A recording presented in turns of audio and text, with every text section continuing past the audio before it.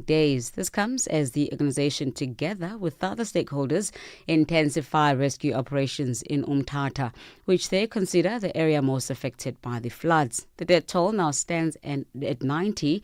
Head of Gift of the Givers Search and Rescue, Ahmed Bam, says dropping water levels will aid in recovery efforts. We didn't know it's such large-scale devastation. Our teams responded once we got a call from the SAPS last week. We sent a rapid response team, search and rescue, to assist with rescue effort. And then I came through 2-3 days later with Team 2. But since Team 1 arrived, from the beginning stages, a lot of body recovery started happening already. On the ground-wise, they recovered 8, and then we recovered 6, and we recovered 2. The teams are extensively working. But what's very tragic is, once we were conducting aerial searches with the South African Police Services Air Wing, you actually look at the devastation, and the area is so widespread. Lastly, a new study of how people across the world access news has identified a marked shift away from traditional media towards platforms such as YouTube, TikTok, and X. The research by the Reuters Institute at Oxford University found that social media and video networks had now become the main source of news in the United States, overtaking television channels and news websites for the first time. The study also noted that the social media platform X had now largely bounced back after an initial dip in users following its sale to Elon Musk. Now, recapping on your top stories, Ugandan President Yoweri Museveni has signed a controversial new law allowing military courts to try civilians. This is despite a recent Supreme Court ruling declaring the practice unconstitutional. Now, for any news stories you'd like to share with us, please send us an email to newsroom@channelafrica.co.za or call us at +27 11 714 4459. Channel Africa News, I'm Onele Nzinzi. SABC News. The African Perspective.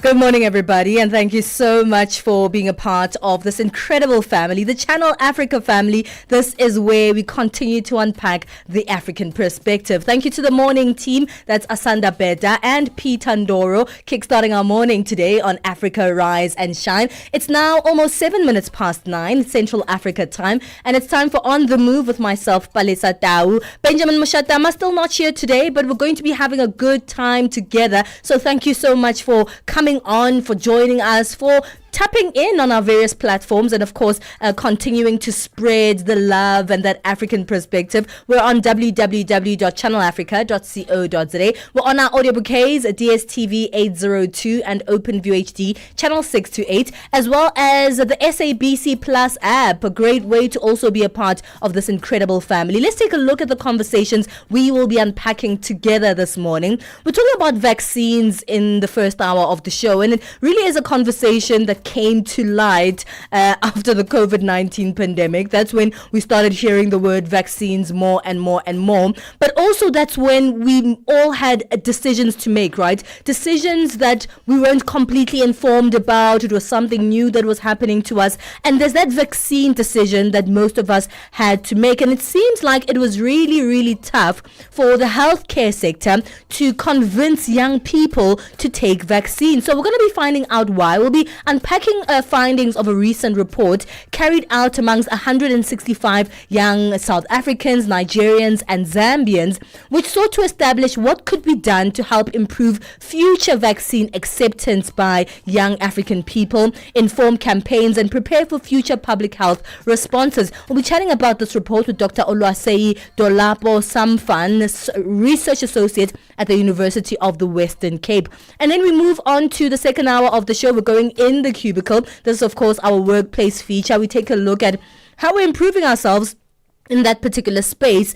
And mental health in the workplace has become increasingly important, especially once again since that COVID-19 pandemic. But so many people don't really understand the dynamics of anxiety within work. So today we're going to be taking a look at the impact of anxiety on workplace productivity and so many other impacts it may have on the workplace itself. We'll be chatting to clinical psychologist Babalwa Desi in today's second hour. And then, of course, it's our Money Matters feature, wrapping up the conversations of the day. We're speaking personal finance there. And of course, we know cash is king. We want that money. But it seems like over 900 South Africans aged between 18 and 30, we're speaking about mostly the Gen Zs. It's a generation shaped with financial pressure and economic uncertainty, like most of us, but they're also quite full of grit. In fact, a report reveals that Gen Zs are rethinking what it means to earn, spend and save. And we're finding out a little bit more about these new behavioral financial dynamics in the final hour with Ronan Ayres, Chief Executive Officer of Student Village. So there's a lot to chat about today, and of course we're going to have a good time together in unpacking these conversations that focus on the African perspective. Do join us on our socials. We love to have you there. We are at Channel Africa 1 on most of our platforms like X, like Instagram, like YouTube and TikTok. So go over there and follow us on those platforms. And on Facebook, we are simply Channel Africa. We're live there on Facebook and live on YouTube as well. So stream us and be a part of the fun, be a part of this incredible family. Welcome to On the Move. Mornings made better with Peter and Asanda on Rise and Shine.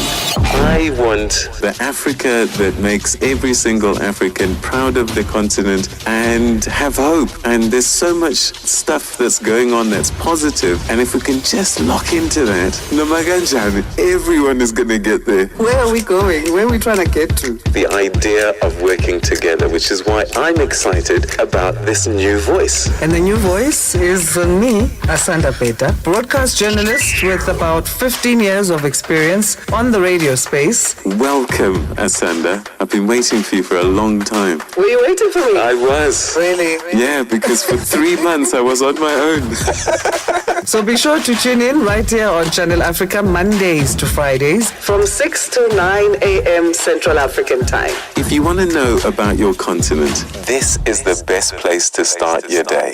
Rise and Shine on Channel Africa. Get set and be ready to go. On the Move with Falisa Tawo and Benjamin Mushatama.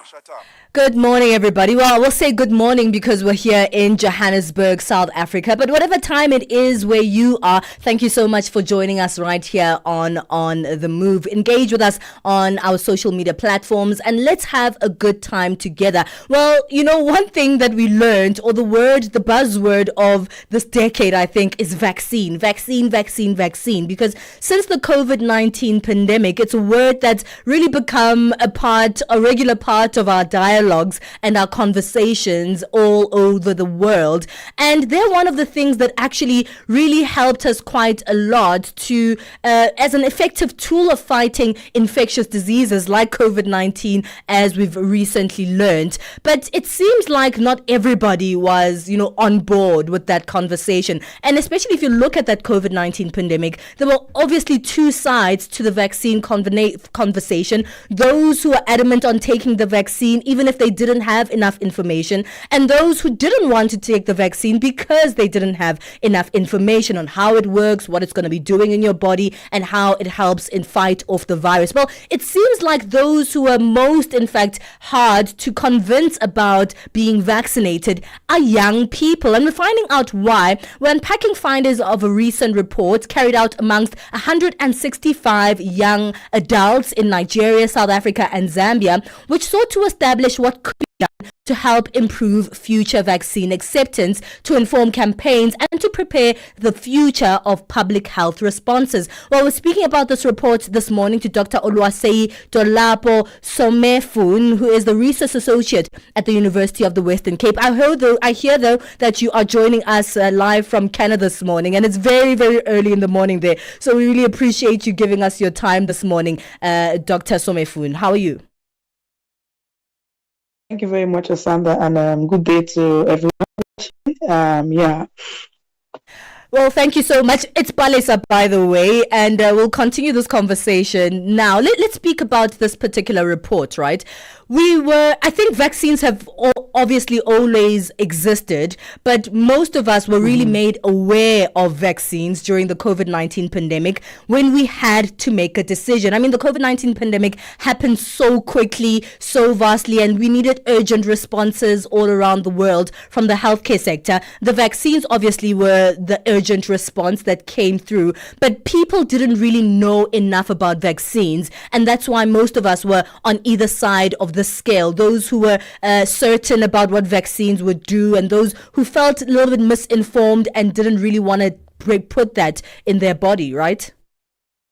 Yes, you're right. And I would start by just being a bank of what you said. Like, vaccines have always existed. And I think the difference between what we knew about vaccines in the past and what we know about vaccines now is, in the past, like, I was vaccinated by my parents. I didn't need to make a decision. Yeah. But now we're in a time where we have a lot of young people. Like, Africa has the youngest population globally, so which would affect vaccines. And then there was the COVID pandemic, and we're dealing with a lot of young people. So of course, it makes sense that we listen to young people when talking about vaccines, and it makes sense that we think about what young people would want and how they would want the vaccines for it to be effective in the population.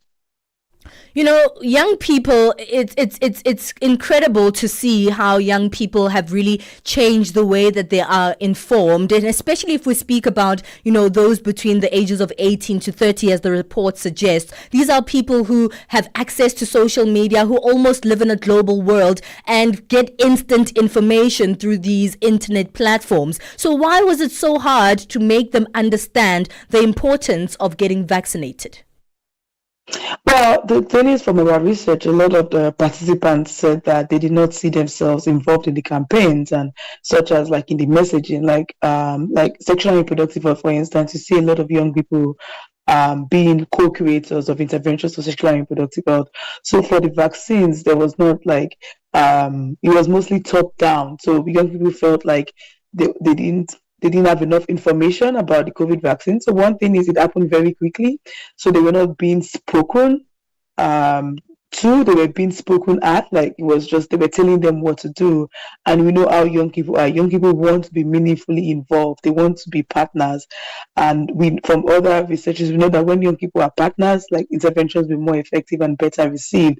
So they didn't want people to tell them what to do. They wanted to know, like, why is this important, and how can we support this campaign to ensure that other young people will be vaccinated. Well, let's speak about this research itself. Tell us about these 165 young people who are part of this research from these places on the African continent. Why was it so important to help us understand how young people formed a relationship with vaccines, particularly during the COVID-19 pandemic? Well, because first of all, I talked about the numbers, like the population of young people we have in Africa right now. That was one of the reasons we decided to do this research. Another reason was the fact that vaccines are important right now, and they will be important in the near future. So we believe that young people are key stakeholders, not only in the usage, but also in talking about these vaccines to other people.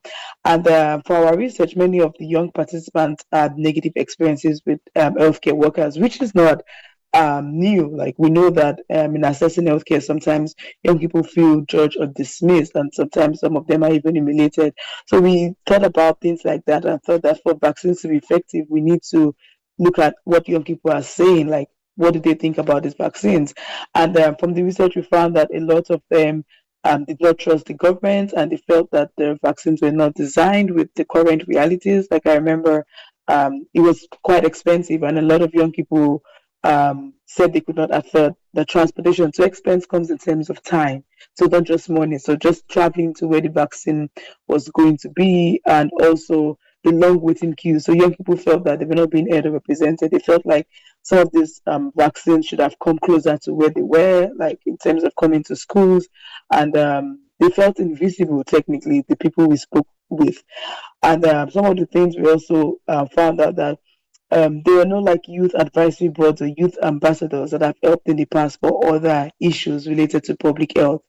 So those are all of the things they also spoke about, that if they felt that we needed to take this vaccine, they needed to talk to us to co-create content, which could be in form of like videos or social media campaigns, which would have helped make the messaging more engaging and culturally relevant. So we found that a lot of the available content was not culturally relevant to the young people in Africa. Well, it sounds like there are a lot of concerns that young people have, and it's not as cut and dry as us saying, hey, young people just don't want to be vaccinated. They do have what seems like valid reasons around this. And in fact, many of the participants in your study expressed that they have concerns about healthcare systems and providers. So let's take a break, Dr. Oluwaseyi. We'll come back after the break and speak about some of the strategies that you guys believe will be most effective in rebuilding trust between young people and healthcare institutions, but also on vaccinations and vaccines themselves. We're chatting to Dr. Oluwaseyi, who's chatting to us about vaccination. There's a recent study that they have unpacked on 165 young adults in Nigeria, South Africa, and Zambia, sorting to establish what could be done to help improve future vaccine acceptance by the young people of the continent. It's 20 minutes past 9 Central Africa time. We'll continue this conversation after this. Africa. It's time to plug into the heartbeat of the continent. Tune in to Channel Africa, your go-to radio station that broadcasts in 5 different languages. L'Afrique du Sud célèbre la journée nationale du Kabla hujaitwa kwa jina la Double K or more of our forests have been destroyed. Tamo kutuli bwanji ndi Partido Africano da Independência da Guiné. See, Channel Africa represents every corner of this amazing land. From Lagos to Cape Town, Nairobi to Dakar, we've got you covered with the freshest news, music, and cultures. So, turn up the volume, feel the rhythm.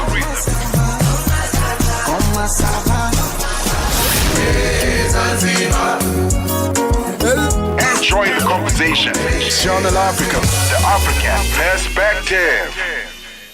Benjamin Mushatama and Palisatawo on the move. All right, we continue our conversation with Dr. Oluwaseyi Dolape Somefun, Research Associate at the University of the Western Cape, speaking about vaccine hesitancy amongst young people on the African continent, particularly in the study that they've put together. Find out from 165 young adults in Nigeria, South Africa, and Zambia, trying to establish what can be done to improve future vaccine acceptance, inform campaigns on vaccines, but also prepare for the future of public health responses. We don't want the same disaster that we were met with, of course, during the COVID-19 pandemic. Before we went on the break, Dr. Oluwaseyi, I spoke a little bit about the young people's concerns on healthcare systems and providers. Tell me about those concerns and what strategies you believe will be most effective in building the trust between young people and healthcare institutions. Okay, so I'll start with the concerns first and then move into the strategy. So one of the major concerns, like I mentioned, was the lack of trust in health systems and authorities. They felt that healthcare systems were unresponsive to their needs, and they felt like the vaccine rollout efforts were rushed, and I think a lot of other adults also felt the same way. They also felt excluded in decision making. A lot of them said they had negative experiences with healthcare workers. And there was a big issue regarding side effects and concerns about the safety. And when people mentioned the side effects, so some of the side effects were experienced by the young people we spoke with, and some of the other side effects were like what they heard from their friends. So we were speaking to people who experienced side effects and those who said, oh, their friend said this and their friend said that, but they didn't have like a genuine source to confirm or if this was true. So funny enough, another thing that came up was the fear of needles. A lot of young people said that they were afraid of needles and they would have wanted like alternative vaccine delivery methods. That's fair. So many people are afraid of needles. Yeah, but also a shocking concern for young people who we know are like open to taking risks and that. So something important that also came up was like some technical, like they said that getting the vaccines was very fast. So I'll now go into what they suggested, because what we did was to ask them, okay, so what do you think we should do in the future? And something that came up was the introduction of mobile clinics, and because they found out that they had to travel long distance to vaccinate, and they didn't see the reason why they needed to do that. So they said one thing to do is to introduce mobile clinics. Some of the other things they suggested, mobile clinics is easy to do. Like, I think we have other interventions that have done that. In place of the needles, they suggested micro needle patch, which is not, we don't have now, but I think some people are exploring it right now. Another easy low-hanging fruit young people suggested was they wanted public leaders or people they knew or trusted. One of them actually said it would be nice if the president could be shown on TV receiving a vaccine, so you could see how young people did not trust the system. So they wanted people who they knew, like maybe some of their local leaders or even the presidents, to vaccinate on TV. And more importantly, they want more engaging videos. And we know right now young people are on TikTok, on different social media. They want interactive interviews. They want testimonials from vaccinated individuals to be shared across various platforms. They want people to talk about their experiences with being vaccinated, which we did think like, well, these are not difficult things for us to do. We just didn't talk to them before all of this creation of these vaccines. These are very easy because these are things that have worked in other social behavioral interventions. So, I think to add, they talked about training of healthcare providers. They particularly said that healthcare providers needed to be trained on how to provide like respectful and very showing empathy when they travel to these places to get vaccinated. I see. I think, a lot of these concerns from young people are valid. And it sounds like you guys through this research have validated also these concerns to say, okay, we hear what the issues are with young people not wanting to accept the vaccines. And these are some of the strategies that we think should be implemented. So based on your findings, outside of that relationship between young people, what policy changes would you recommend to enhance vaccine accessibility and acceptance amongst young Africans? So in terms of policy, of course, as a social science researcher, it's always better to start with things that we can do immediately. Like, okay, what are the low-hanging fruits? I think it's to engage young people. So they have to be co-creators in terms of vaccines. So if we're talking about either thinking about the type of vaccines that young people would like, we need to get young people to come on board. They need to be on the table. Some other thing we can do is influencers and community leaders. Sometimes I think that we underestimate how effective influencers are. Like, there's so many influencers these days that actually guide how young people think and what they do. So young people can also be part of these influencers. And of course, community leaders could be religious leaders. Like, we all know how big religion is in Africa. People listen to their religious leaders. So we need to get religious leaders to talk about these things to young people. So those are influencers and community leaders. Young people also emphasize the need for authenticity. So they want to talk, they want to listen and talk to who they trust and they can relate to. So it's not, yes, sometimes it's good to use celebrities, but of course, if they can't relate to that particular celebrity, then it's hard for them to like listen to what the celebrity is saying. So we need like local leaders, people they look up to, youth advocates, and even parents, like young people like themselves. So going to schools, their teachers, people they see every time, those are things that are easy to do. We don't need a lot of funding to do that. Again, campaigns with young people should be early. Involve them in the message creation, the type of message you're going to, we want to dish out to young people. Young people should be involved in creating that messaging, and we should ensure that all of this outreach is like rooted in dialogue, like not just by telling them what to do, because that was the main issue. Now they felt like, government was telling them what to do. They do not want to be told what to do. They want to be involved in this dialogue, and we should not just be seen as promoting vaccines. We want them to like it. We want them to promote it. We want them to be the ones pushing for the use of these vaccines, because think about it now. If young people are involved now, it's an effect that is going to snowball to like the next generation. 100%, and especially on the continent with the majority of people here being young people, that means that if we don't have acceptance from young people for vaccination, that means that we don't have acceptance on the continent for vaccination, because that would be the majority of our people, staying far away or straying from the vaccine conversation. So let's speak about future public health responses. You've suggested all these things that can be done for young people to be more accepting and informed about vaccines. How would this improve our future public health responses? Oh, well, like the knowledge we have now, for sure, we're hoping that, like, for instance, the stakeholders are like listening to these, reading the scientific published articles, or also reading the blogs. They can know, we can, because it's not there, we can know how to improve on this. So we can know how to prioritize the messaging. So, for instance, we know that we need to change our communication strategies, to redesign them in order that we have young people in mind. We also need accessible language platforms. Like, if you're trying to make adverts on TV, I'm not sure young people watch that much TV anymore. So we need to change where we are talking about these things. We also need to create a space for questions and concerns. We should not react negatively when young people are questioning a lot of these things. So in terms of policies, those are things we need to look out for. And one of the biggest things, definitely healthcare services. We need to improve the healthcare services and ensure that they are youth-friendly. That is something that has come up in other interventions. Healthcare services just need to be accessible to young people. The use of mobile clinics came up, and that is not very expensive. I think a lot of countries can adapt that. And just reducing barriers like long wait times, improving the attitude of everyone regarding this. So even beyond healthcare workers, even the parents and religious leaders and things like that. And well, something that will take time is now developing alternative vaccine delivery methods, like oral options. Oral options we could think about that, and think about patches that is existing right now, but those are things we can think about for the future, because we need to think about the diverse needs of the population. I'll have to end it there. We run out of time. Thank you so much for your time, Dr. Oluwase. It's been a pleasure to really unpack and uncover this particular report with you.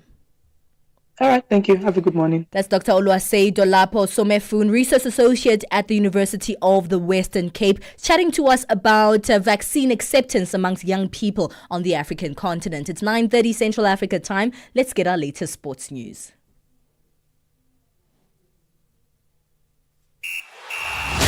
Sports on Channel Africa. The African perspective. And a very good morning from the sports desk. I am Musibu Dimakura with your latest sports news at the Sawa. So Chelsea kicked off their FIFA World Cup campaign, the Club World Cup, of course, against Los Angeles FC to tens of thousands of empty seats in Atlanta. The game started at 3 p.m. local time on a working Monday at Mercedes-Benz Stadium. The attendance for Chelsea's 2-0 win was announced at 22,137 those people who attended that match in a ground which can hold about 71,000 spectators, though the entire top tier was closed. A small middle tier seemed to be mostly full, but a larger bottom tier was more than a half empty. Now, the cheapest ticket was about $50 immediately before kickoff, although seats were significantly more expensive in the build-up to this match and, of course, the start of the tournament. During the games, tickets were still being sold online for about $35, with many available in nearly every section of that stadium.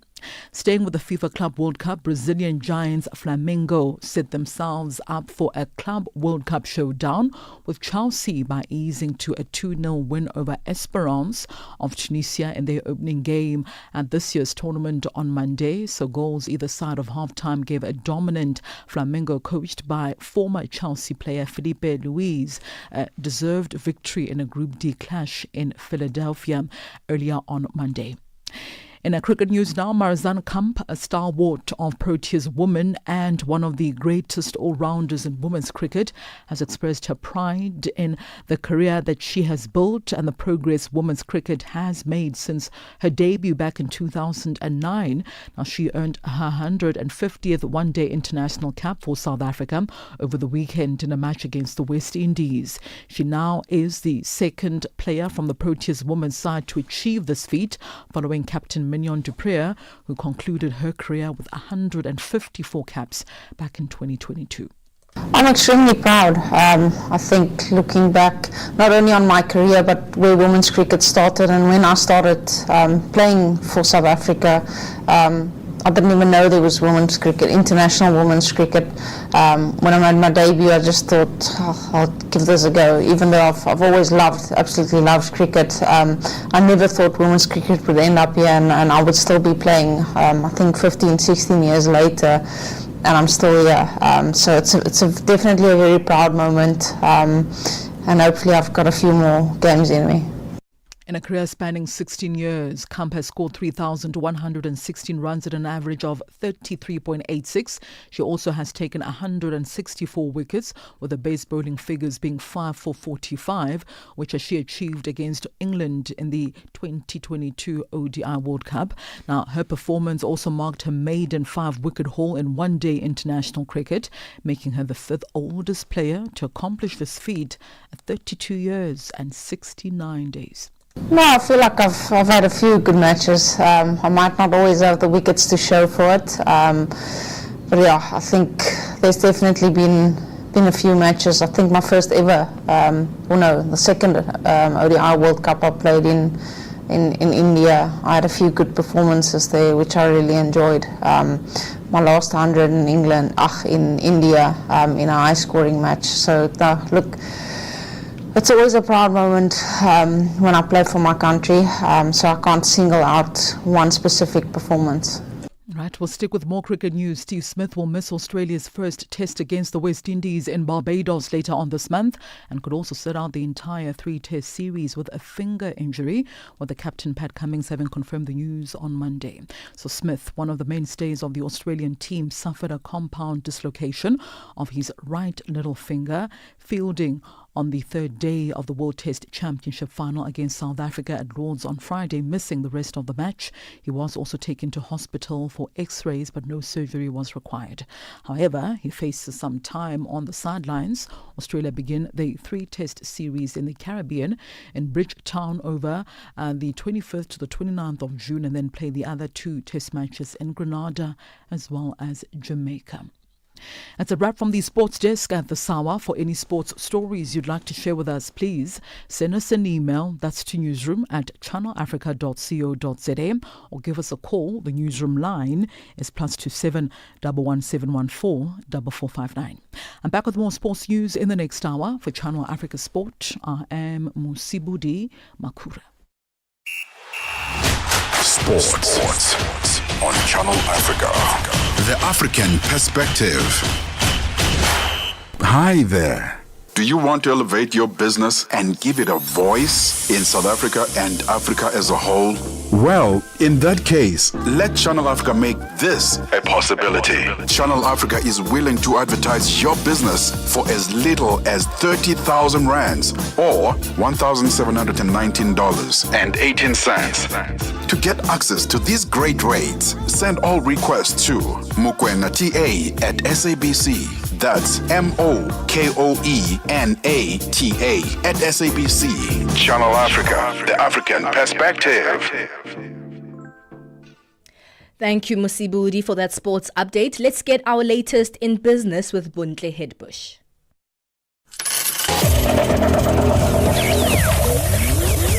Business news on Channel Africa. The African Perspective. Good morning. A Mali court has placed Canada's Barrick Mining's Loulo-Gounkoto gold complex in Mali under state control in a major escalation of a dispute between the two over taxes and ownership. The presiding judge said a former Malian health minister, Suman Makaji, will take over as a provisional administrator for 6 months. The move follows actions by the Malian government to block gold exports and seize gold stocks held by Barrick's subsidiaries. Barrick says it will appeal the decision. There are reports of ongoing clashes between government forces and civilians in Cameroon, particularly along the eastern border with the Central African Republic. Civilians are demanding the immediate departure of gold, iron ore and diamond miners with a specific focus on Chinese nationals. They accuse the miners of destroying the environment and taking away their resources, while communities remain poor and underdeveloped. Shulika Binla Sylvanus, a civil society activist and former member of the Extractive Industries Transparency Initiative Cameroon, says civilians are protesting because they live in abject poverty while big mining companies harvest and sell multiple natural resources in their localities. This mining is uncontrolled in such a way that the sites exploited are abandoned since they are doing open air mining. And at times, most of these sites are fields and they become lakes. Then little children abandon school and go to these sites. We've had so many of them who have lost their lives because of drowning or because of the collapse. There's also the destruction of farmland, and we have school dropouts, we have unwanted deaths. The South African rand has weakened in early trade today as risk sentiment remains fragile with the Israel-Iran conflict entering its 5th day. The rand is trading at 17 rand 83 against the dollar, 0.1% softer than yesterday's close.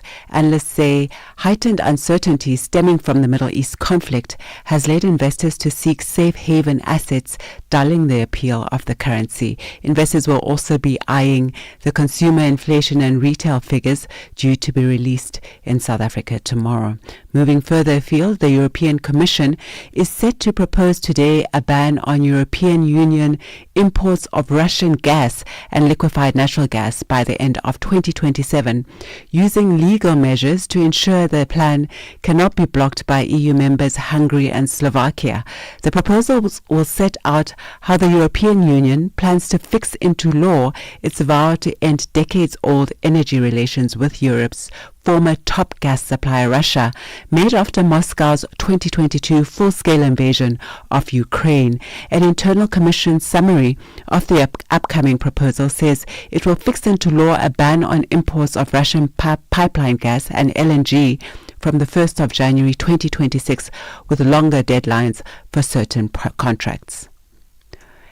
Israel's strike on Iran and Iran's response initially caused a shudder on global financial markets. The price of oil in particular surged, but after a weekend of missile and drone strikes between the two countries, the cost of crude has continued to rise this morning. Oil prices are $10 higher than they were a month ago, and there are renewed fears increased energy costs could make everything from petrol and food to holidays more expensive around the world, including the UK. Dimakatsolushora reports. Iran has threatened to shut down the Strait of Hormuz, the only seaway into the Persian Gulf, after it and Israel exchanged strikes since Friday last week. The Hormuz oil artery links the Persian Gulf to the Gulf of Oman and the Arabian Sea. It accounts for 20% of the global oil consumption. If the Islamic Republic of Iran follows through with its threat, there are concerns that this may spread the war to other parts of the region and may result in the oil price surging beyond the Friday shock that drove the price of Brent crude oil from $68 a barrel to $74. Now let's take a look at the indicators. $1 US in Nigeria is trading at 1,544 naira 28. In Botswana, it's at 13 pula 23. Kenya, the dollar is trading at 128 shilling 39. And in Zambia, it's at 24 kwacha 17. Moving to the BRICS countries, $1 in Brazil is trading at 5 rial 52. Russia, 78 ruble 69.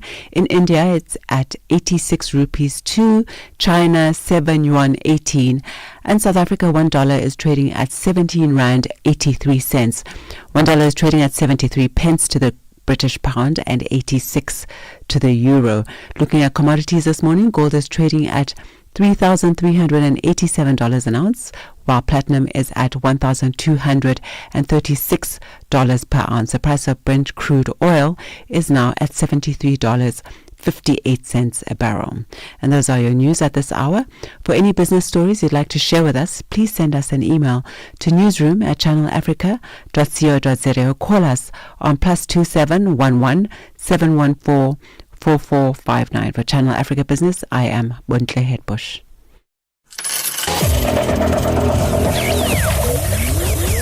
Business news on Channel Africa. The African perspective. Africa, voici Abedi. Oui, c'est moi. Abedi est un passionné de musique dans l'âme. Il a un goût pour toutes sortes de musique et passe ses journées à écouter Channel Africa. J'aime beaucoup la musique africaine. Ok. Devinez quoi? Channel Africa veut aider Abedi et les mélomanes du monde entier à découvrir encore plus de musique incroyable. C'est pourquoi Channel Africa appelle les artistes africains à soumettre leur musique. Chers artistes, n'oubliez pas de nous fournir toutes vos informations pertinentes à l'email adresse musique@channelafrica.co.za. Les soumissions sont votre chance d'être entendues, mais elles ne garantissent pas une playlist. Toutes les soumissions seront soigneusement examinées pour voir si elles répondent aux exigences de notre station. Channel Africa, la perspective africaine. No fairy tales, just the facts and the music you love on Channel Africa.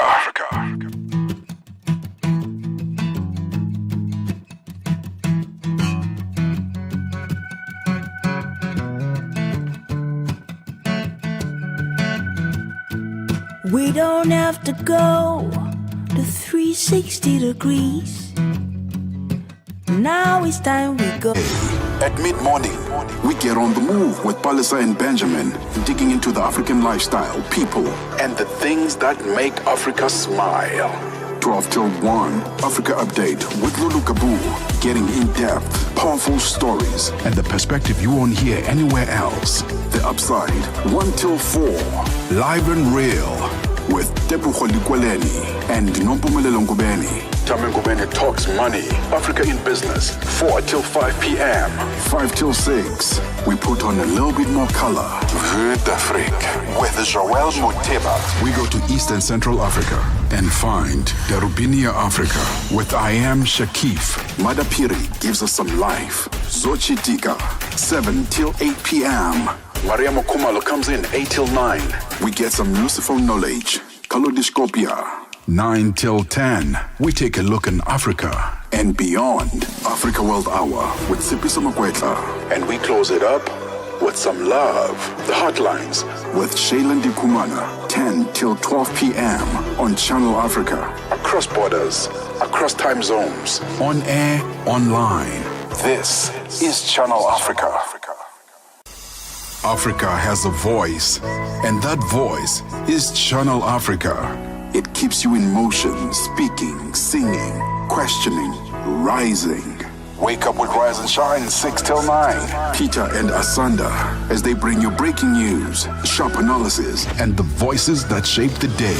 At mid-morning, we get on the move with Palisa and Benjamin, digging into the African lifestyle, people, and the things that make Africa smile. 12 till 1, Africa Update with Lulu Kabu, getting in-depth, powerful stories, and the perspective you won't hear anywhere else. The Upside, 1 till 4, live and real, with Tepuho Likweleni and Nompumelelo Ngubeni. Tame Ngubeni talks money, Africa in business, 4 till 5 p.m. 5 till 6, we put on a little bit more color. Vue d'Afrique with Joël Moteba. We go to East and Central Africa and find Darubinia Africa with I Am Shakif. Madapiri gives us some life. Zochitika, 7 till 8 p.m. Maria Mokumalo comes in 8 till 9. We get some useful knowledge. Kalodiscopia. 9 till 10, we take a look in Africa and beyond. Africa World Hour with Sipiso Makwetla. And we close it up with some love.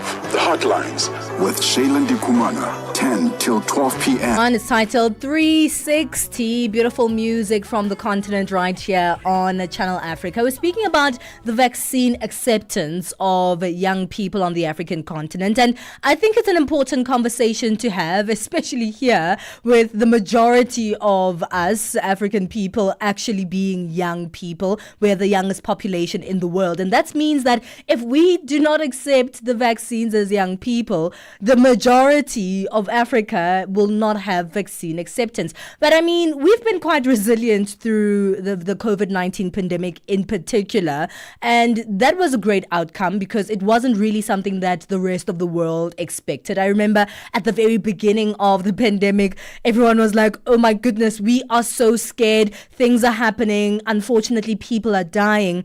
So what's going to happen to Africa? That was this big concern. Like, oh, if this is happening in the West, Africa is going to be worse off. No, we weren't. But that was particularly because of this particular pandemic and that, young people were less likely to, maybe be fatal, even though a lot of young people died on the African continent as well. But we didn't really receive as much of, the downside than the rest of the world. But the issue is we can't just overlook the vaccine conversation because of what we saw during the COVID-19 pandemic. We didn't know COVID-19 even existed before that particular year, and we don't know what might exist in the future. So we have to be ready, and we might actually not get the said outcome. So it's definitely not a time to relax. It's definitely a time to reflect and see research like this, which is quite reflective of what we've seen, but also how we can improve the future of the continent through some of the behavioral patterns that were, noticed before. So we don't know when another thing is going to hit. I hope never. Right? We never expected to see COVID-19 within our lifetime. We never expected to see that level of devastation all across the world. But we were unprepared because we didn't know it was going to happen. And that means that we're unprepared for what might happen in the future. So let's stay prepared and let's be informed, which is the most important part.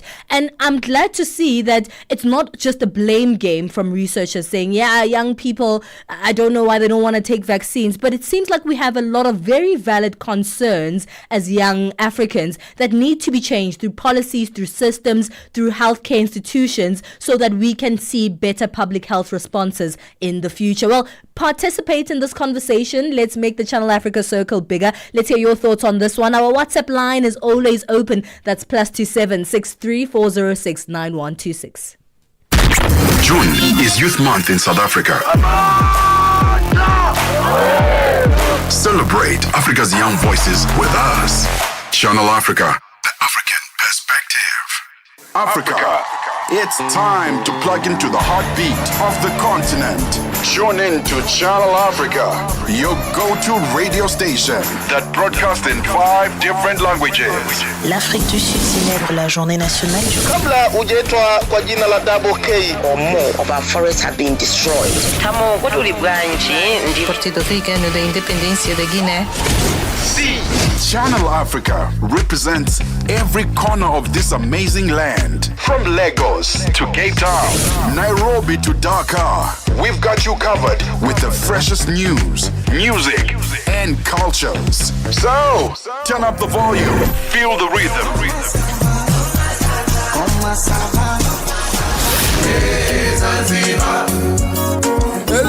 Enjoy the conversation. Channel Africa, the African perspective. 9 to 12 midday, Central African Time. On the Move with Palisa Tau and Benjamin Mushatama.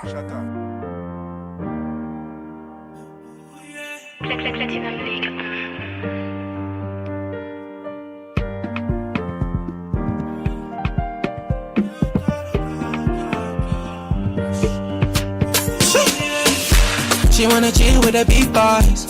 She want money, she want enjoy. When she with me, give her ding dong. She ain't my feast with the big boy. More than just a broadcaster, Channel Africa is the pulse of the continent. African-led, African-run, and deeply rooted in its heritage. It's the only international station that speaks to Africa in its own voices. English, Kiswahili, Chinyanja, French, and Portuguese. The languages that unite a billion people. We have been there through every shift, every milestone, and every triumph. Not just reporting history, but shaping the conversations that define Africa's future. For brands, media planning, and advertisers, Channel Africa is more than just a platform. It's an opportunity. With 25 compelling shows covering current affairs, sports, business, music, and lifestyle, we deliver an engaging Pan-African audience ready to connect, invest, and act. Multi-award winning, internationally recognized, digitally accessible across the globe. When Africa speaks, the world listens, and Channel Africa makes sure of it.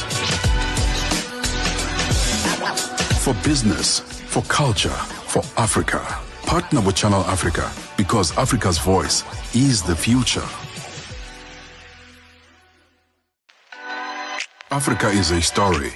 A living, breathing, ever-evolving masterpiece. And for over 5 decades now, one voice has told it like no other. Channel Africa. More than just a broadcaster, Channel Africa is the pulse of the continent. African-led, African-run, and deeply rooted in its heritage. It's the only international station that speaks to Africa in its own voices. English, Kiswahili, Chinyanja, French, and Portuguese. The languages that unite 1 billion people.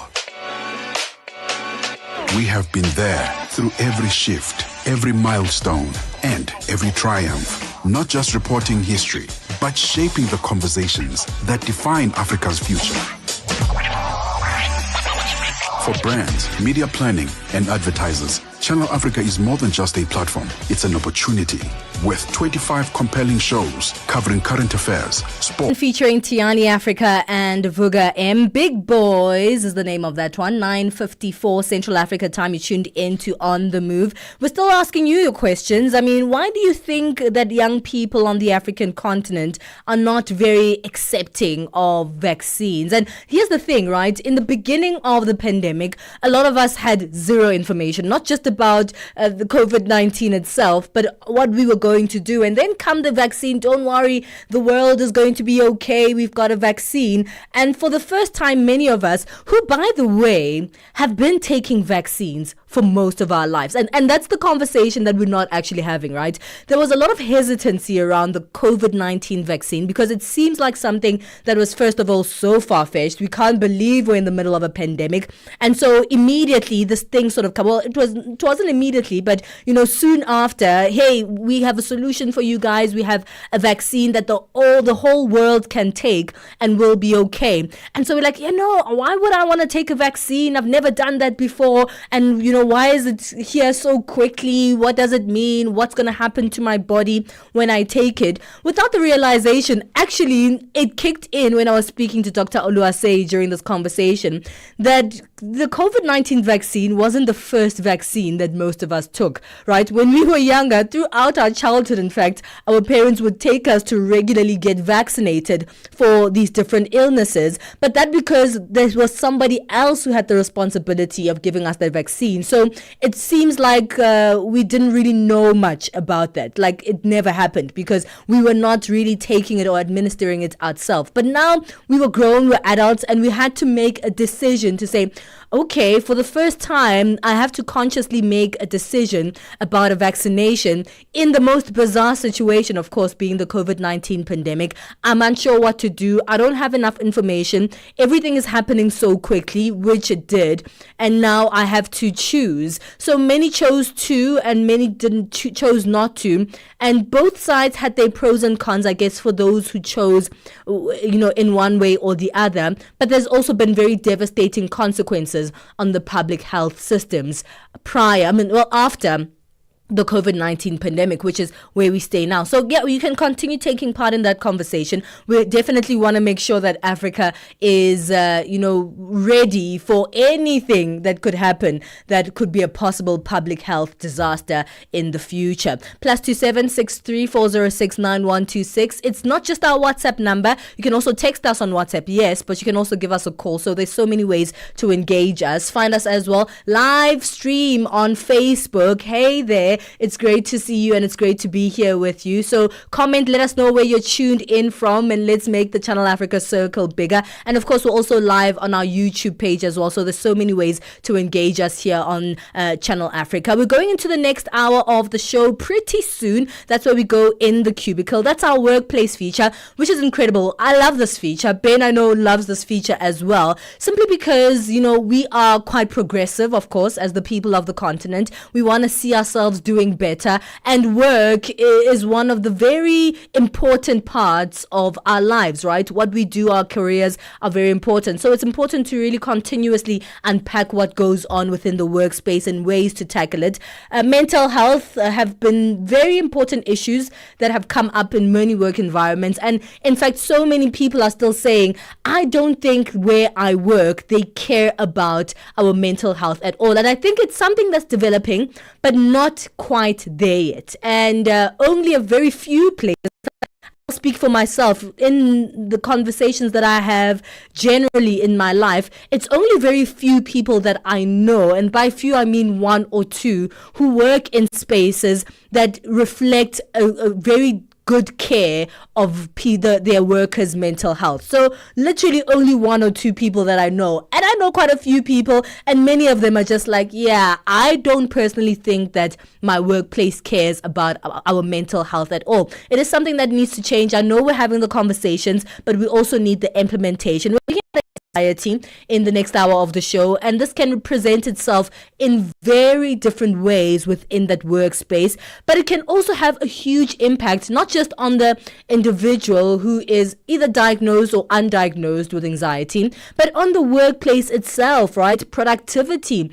Your anxiety could highly impact the productivity in the workplace, and I think it's also a big reason why, you know, the employees and why institutions need to care about mental health in the workplace, because it has a direct effect on the output of the work that is being done. So we're chatting to clinical psychologist Baba Lwadesi in the next hour of the show to chat about the impact of anxiety on the workplace, both as an individual but in the workplace as a whole. So stay with us for that next conversation. We are going into the next hour of the show right now, but let's get our latest news update first. SABC News.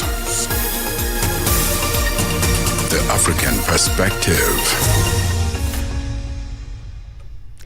Thank you, Palesa. Looking at your top stories this hour, Ugandan President Yoweri Museveni signs a controversial new law, and Togo suspend broadcast of French state-funded international news outlets RFI. Your latest news, greetings to our listeners. Nigeria's President Bola Tinubu has posthumously pardoned the Ogoni Nine, a group of environmental activists, amongst them the late Ken Saro-Wiwa, who were executed by a military regime nearly 3 decades ago for protesting oil pollution in the Niger Delta. But the move has been met with sharp criticism from Ogoni leaders, who say a mere pardon falls far short of justice. Nigeria coordinator of the Ogoni Solidarity Forum, Celestine Akpobari, explains. The president of Nigeria is one of the most powerful presidents in the world. So what I expect Mr. President to do, if he has no power to exonerate, or to set up a judicial panel of inquiry, to do a review of the Kangaroo trial, to look at the trial of Justice Auta, and do a review of what happened, how the lawyers of Ken Saro-Wiwa were chased out of the tribunal. All those things, they're supposed to look at it, and I know that such a panel will recommend exoneration. I also would have loved Mr. President to set up another panel to look at the military occupation of Ogoni land, how the military occupied our land, because those that committed genocide in Ogoni are walking freely on the streets of Nigeria. It shouldn't be. The move by Ugandan President Yoweri Museveni of signing a controversial new law that allows military courts to try civilians has been met with mixed reactions. This has happened despite a recent Supreme Court ruling declaring the practice unconstitutional. The move has triggered criticism from opposition leaders and rights groups who see it as a tool for political repression ahead of the 2026 elections. Lawyer and political analyst Jean-Baptiste Kasominari explains. Firstly, Uganda is a sovereign country, so I think the president has the right to sign a bill into law allowing the civilians to be tried before military courts. This is a fact. He has that right. Well, it becomes controversial because all the sides in Uganda, they are not agreeable to this bill being signed into law by the president. President Museveni did it after consulting his advisors in the matter. Humanitarian aid organization The Gift of the Givers says they expect to recover more bodies of flood victims in the Eastern Cape province in South Africa within the coming days. This comes as the organization, together with other stakeholders, intensify rescue operations in Umtata, which they consider the area most affected by the floods. The death toll now stands at 90. Head of Gift of the Givers Search and Rescue Mission, Ahmed Bam, says receding water levels will aid in recovery efforts. We didn't know it's such large-scale devastation. Our team responded once we got a call from the SAPS last week. We sent a rapid response team, search and rescue, to assist with rescue effort. And then I came through 2-3 days later with Team 2. But since Team 1 arrived, from the beginning stages, a lot of body recovery started happening already. On the ground-wise, they recovered 8, and then we recovered 6, and we recovered 2. The teams are extensively working. But what's very tragic is, once we were conducting aerial searches with the South African Police Services Air Wing, you actually look at the devastation, and the area is so widespread. Togo has suspended broadcasts of French state-funded international news outlets RFI and France 24 for 3 months, accusing them of a lack of impartiality and strictness. The suspension comes as tensions are rising between the country's leader, Faure Gnassingbé, and the opposition. Two opposition parties, the Democratic Forces for the Republic and the National Alliance for Change, called the move a constitutional coup that could extend Gnassingbé's rule for life. The RFI and France 24 have been covering opposition protests against the new constitution that created his new role. In a joint statement, both outlets reaffirmed their commitment to journalistic principles and said their managements were willing to clear up any misunderstanding with the authorities.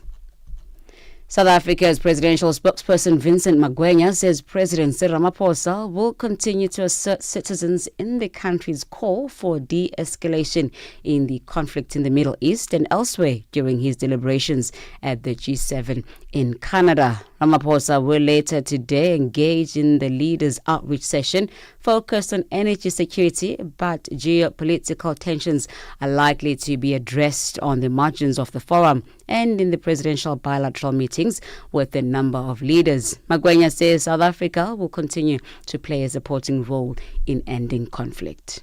For some time now, President Ramaphosa has been quite consistent in calling for the de-escalation of tensions in the Middle East. Part of that call was to ensure that this conflict that we've seen in Gaza does not extend to the rest of the region. And so one of Canada's priorities for this G7 is the strengthening of peace and stability, where we're going to align with position insofar as calling for a peaceful resolution of all conflicts, Russia and Ukraine, India and Pakistan, Iran and Israel now.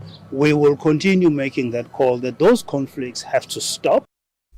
Recapping on your top stories, Nigeria's President Bola Tinubu has posthumously pardoned the Ogoni 9, a group of environmental activists, among them the late Ken Saro-Wiwa, who was executed by a military regime nearly 3 decades ago for protesting oil pollution in the Niger Delta.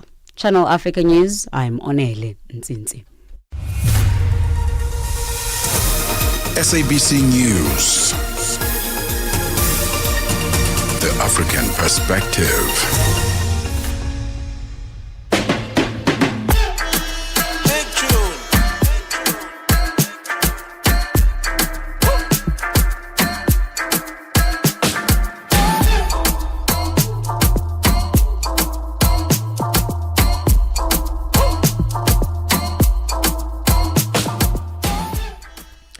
We're in the second hour of On the Move right here on Channel Africa with myself, Palesa Tau, riding solo today, but I'm glad that you are on this 3-hour journey with me. I hope you're still on. I mean, in the first hour, I'm like, hop on, let's take this journey together. So stay on, and if you've just joined us, we'll stop at the station right now for you so you can come on. All you need to do is go to our different platforms so you can be a part of today's conversations. Our SABC Plus app is a great way to be a part of the Channel Africa family. The SABC Plus app can be downloaded on your app store and find Channel Africa there under the radio section. We also have our audio bouquets, DSTV channel 802, OpenView 628, and of course our website, that's www.channelafrica.co.za. So there's so many modes of transport to be on the move with us for the next 2 hours remaining of the show. Of course, our social media platforms are another great way to do that as well. So stay in touch with us. At Channel Africa 1 is where you can find us on our various social media platforms. We're on Instagram, we're on TikTok, we're on Facebook, we're on X, and we're on YouTube. So there are no excuses whatsoever to miss out on today's conversations. We're going in the cubicle. That's our workplace feature in this hour of the show. And we're having a very important conversation because mental health conversations have become really top of list of many conversations in communities, on the streets, particularly on social media. And, it sounds like we're having a lot of them, but I think we're still not having enough. We're still not having enough mental health conversations, and we need to have these conversations so we can change the status quo and stigmas associated with mental health conditions. One mental health conditions that I think is usually spoken about in a very light-hearted manner, like people will just be randomly saying, yeah, I'm just feeling anxious, or I've got anxiety. There's even a song about it, you know what I mean? But anxiety is actually a valid mental health condition, and many of us self-diagnose, right? Because feeling anxious is a feeling that most of us feel, right? It's a normal human feeling. So just like you feel happiness or sadness, you can feel anxious. But feeling anxious does not particularly mean you have anxiety. So these are two different things, and that's why I feel like there's this continuous stigmatization of the conversation around anxiety because we speak about it in a very light-hearted manner. But now we're speaking about anxiety within the workspace and how it can really derail or impact your work environment, both personally but also trickle into the greater work environment itself. We'll be chatting to clinical psychologist Babalwa Desi in a couple of minutes, well, just under a minute, to chat about anxiety within the workplace. So stay with us for that conversation. It's a very important one. And if you're both the individual that's feeling anxious or you're someone in the workplace that cares about mental health, that's a conversation for all of us. Stay with us at Channel Africa 1, hashtag On The Move. Join our live stream. We'd love to see you there and let us know where you are tuned in from. Your weekday afternoons have been upgraded by The Upside. With me, Tebohole Khuleni, and my partner in crime, Nompumelelo Ngubeni. And if you want to find out all things luxury, fashion, travel, and arts and culture, this is exactly the place to be. Prepare to be delighted. If it's hip, if it's happening, we are talking about it. We talk about what's now, what's next, and most importantly, what matters most on the African continent and the diaspora. Do you know what time it is? Catch us every weekday on Channel Africa from 1 to 4 p.m. Central African Time. Yeah, that's us. Every weekday afternoon with Channel Africa Breakfast. That smells delicious. Live, 5 days a week. It's 11 minutes past 10 Central Africa time. We're going in the cubicle. This is our workplace feature where we take a look at the workplace landscape. Of course, this is where majority of us spend our time, but it's also the tool that we use for, our aspirations, for our success, and for just feeling good within that workplace. So it's important to have workplace conversations, especially those pertaining to mental health. Yes, it sounds like we're having a lot of these conversations, but I would say why we're actually not having enough of these mental health conversations, particularly in the workplace environment, because there's still so many stigmas that are associated with, mental health conditions within the workplace. Anxiety is one of them, and it's one of the most common mental health conditions worldwide, and its impact is deeply felt within the professional environments. As work becomes more demanding, there's faster paces and digital connections that are coming into the workplace. It seems like employees are reporting higher levels of stress and anxiety, often with serious consequences for their productivity, their health, and overall job satisfaction. So we're taking a look at the direct impact of anxiety in the workplace. Joining us is Babalwa Desi, clinical psychologist. Thank you so much for your time, Babalwa, this morning. It seems like so many of us, say, oh, I'm just feeling anxious. And we take the conversation of anxiety like quite a light-hearted conversation. Yes, thank you, Palisa, for having me on the show. I just want to quickly correct my line of work. I'm an industrial and organizational psychologist and mental well-being specialist. Thank you. Clinical is a skill of mine, but not quite what I do, on the whole. Yeah, so this is quite a topical issue. In current times, especially if you look at what's happening in the state of the economy in South Africa and globally, and also the effects of every other environmental challenge that we have in the country and in the globe. Issues of global warming are affecting our working lives because we have to do things differently.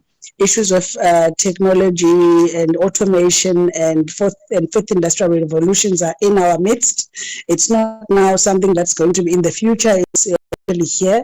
So definitely employees and everybody in the workplace, including leaders and managers and stakeholders, shareholders, customers, all of us are feeling the effects of anxiety that's on the extreme high currently.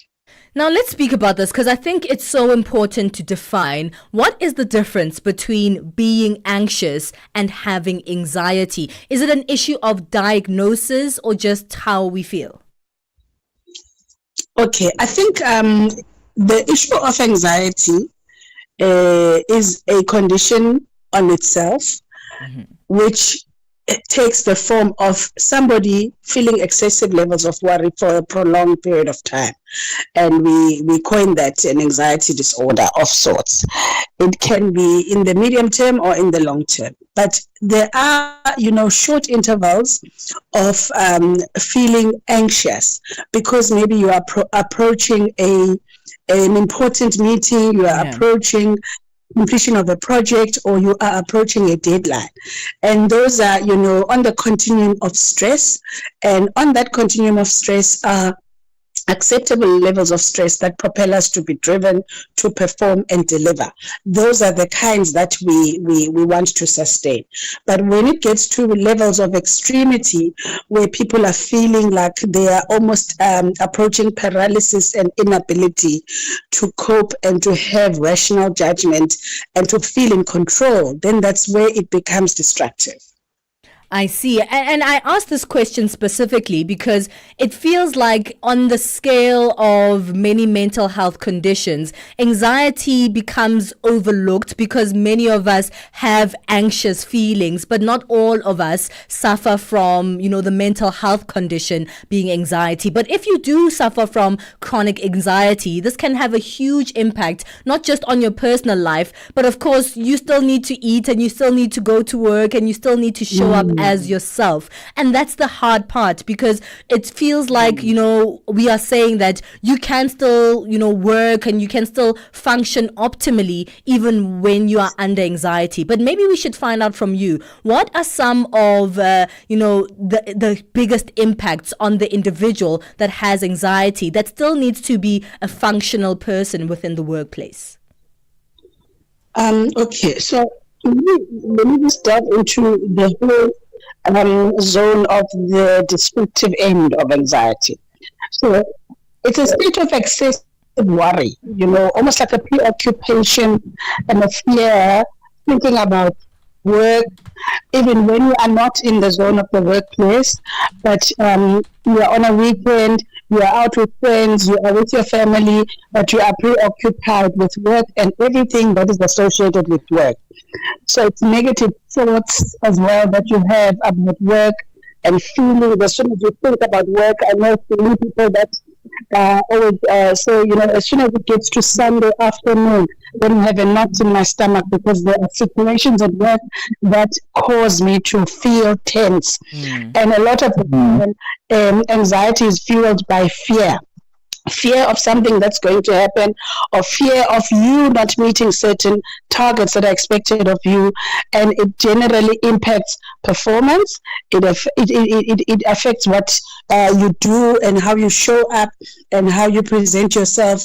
It affects your presence generally within your loved ones, outside of work and also within the workplace, and general levels of engagement. You feel like you almost want to detach, you almost want to feel like to dislodge yourself from anything that has to do with the workplace, because the thoughts of it, even just the idea of going back to that situation, brings feelings of anxiety, and those manifest in ways that take to maybe longer periods of time than the necessary.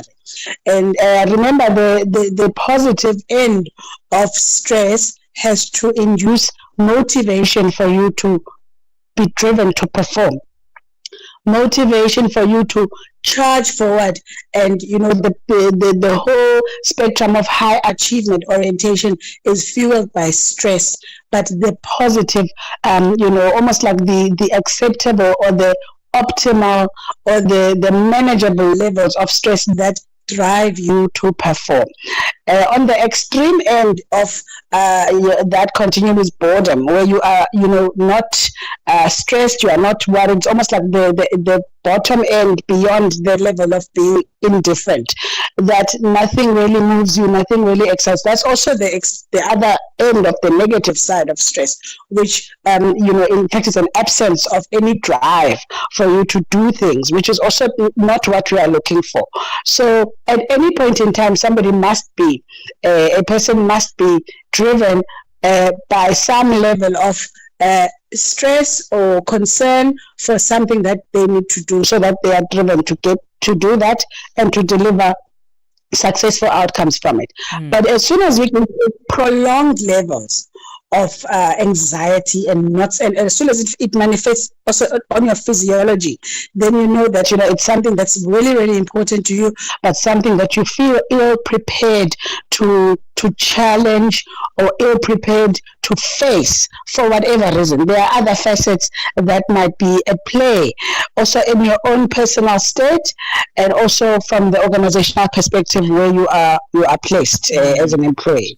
Babalwa, even though it seems like we're having more and more of these mental health conversations, especially in the workplace, there's still very, very few people who get, I guess, the luxury of working in a workplace where their mental health is taken care of. The majority of us just feel like it's an individual thing that we have to deal with, outside of the workplace, but it does impact our work every day. So I want us to come back and speak about that impact, but also what a safe space for mental health looks like within the workplace that can help, employers and employees work together to combat mental health issues within the workplace, but also continue to receive, that work that needs to be done at the end of the day. So it's 20 minutes past 10 Central Africa time. We'll continue speaking to Babalwa Desi after this break. Africa at Play with Neto and ETO Chairman. The Confederation of African Athletics, the CAA President, Mr. Hamad Kalkaba Malboum, talk to us about the state of athletics in Africa as it stands, and what picture are you looking at 5 years later? Yeah, athletics in Africa is strong. We are able to organize our major events in time. Like this year, we will have the under 20 and under 18 African Championship in Nigeria. Next year, we will have the senior Kenya, in Ghana. And 2027, we will go back to Algeria to organize the under-18 and under-20. And then 2028, we will have the senior championship in Gaborone in Botswana. Well, by this program, we can increase our performance. And at the same time, we are considering the fact that within the British Federation, they are identifying young talent every year within the national program, within the scholarship championship. And so the athletics in Africa is in good standard. Live every Saturday and Sunday from 2 to 5 p.m. Central African Time. On the Move, weekdays, 9 a.m. to midday. Only on Channel Africa. #On the Move. We are still in the cubicle. This is our workplace feature here on the Move. And we're still chatting to industrial psychologist and managing director of Desi Industrial Psychologist, Babalwa Desi, to help us unpack this conversation. You know, Babalwa, sometimes, in fact, many times, anxiety goes unnoticed in the workplace because many people are scared, right? The economy isn't looking good. There aren't enough jobs out there, and people are scared of not just being judged, but also of job insecurity. So how do you now bridge that gap? How do you try and, take care of your mental health and take care of the anxiety, but also try and break the stigma and keep your job security while facing this challenge, this big mental health challenge? I want to first maybe put a call to action to employers and anybody that is representing employers listening on this topic, because the first signs that somebody picks up that there's a problem with a particular employee or with the team is just simple observation of performance patterns and productivity patterns. And unfortunately, always employees are on the back foot around the ability or their capacity to be resourced with tools to manage their own mental well-being in the workplace. A lot of the time, the environmental circumstances of the workplace, they become the source of the tension and the anxiety that gets to be amongst the team members or the employees. So it's always a challenge, almost like a catch-22, that how do I bridge the issue with my manager or with my superior around concerns that tend to induce anxiety in me. And what assists a lot of the time, in fact, as a fundamental starting point, is a healthy employment relationship. Because when you have a employment relationship with you and your superior, the person that you answer to, the person that is supposed to enable you to thrive and supposed to enable you to deliver, having been resourced with the right level of training, the right level of tools, a healthy positivist environment, then when, there's a disequilibrium on all of those factors that are supposed to assist you or enable you to perform and deliver consistently, the first point of call has to be the person that you report to. But if the relationship between the two of you is strained or a little bit disjointed or unhealthy, or even if it's not conflictual, but maybe the person is checking out or disengaged or inaccessible or unapproachable, then it begins to induce even more layers of anxiety for you as an employee, because you are not quite sure where to go. And very often, if you work in environments that have HR departments, you go to your HR, custodian, the first thing that they are going to say is go back to your line manager. But now if your line manager and you are not on the level about things, and not just about issues that pertain to you in the workplace, it's about cultivating that relationship of trust. The very first point of call that somebody wants to, appreciate when they enter a workplace is a feeling of belonging, is a feeling that they are welcome, and also it's a feeling that they can trust the environment as a safe space that will become, the platform for them to show what they've got, to contribute value in a space that can appreciate and be reciprocal. So when that culture and that climate is not cultivated by your line manager, because the line manager is the person that is employed by the employer to help you, to enable you, to resource you, and to render, a compassionate, nurturing ear for you to, access that person when you need anything. And I mean anything in the realm of, you being in the workplace as a contributor. And unfortunately, the age that says, you come into the workplace, as you enter the gate, you leave your problems at the gate is gone. Yeah. We come as holistic beings to the workplace. We bring our rucksacks from home. We bring our past traumas from childhood. We bring our past traumas through our stream of career and livelihoods and circumstances of. We bring all of that as a baggage. That's part and parcel of who we are, and then we need to psych ourselves up as we enter the workplace to become present. Number one, psychological presence is also an issue that it really limits, is limited by anxiety, because as soon as you are cluttered, then you are here only in body, that's just in the physical, but nobody's going to access your cognitive capacity to do anything. So we bring all of that to the workplace, and your line manager is the person that needs to check in with you and gets to understand, how do you show up when you are at your optimum? How do you show up as the best version of yourself as a professional? And what are the indicators that are going to be the things that tell him or her that things are not okay? And they are not going to be able to pick up on the stuff that's not okay if they don't know you.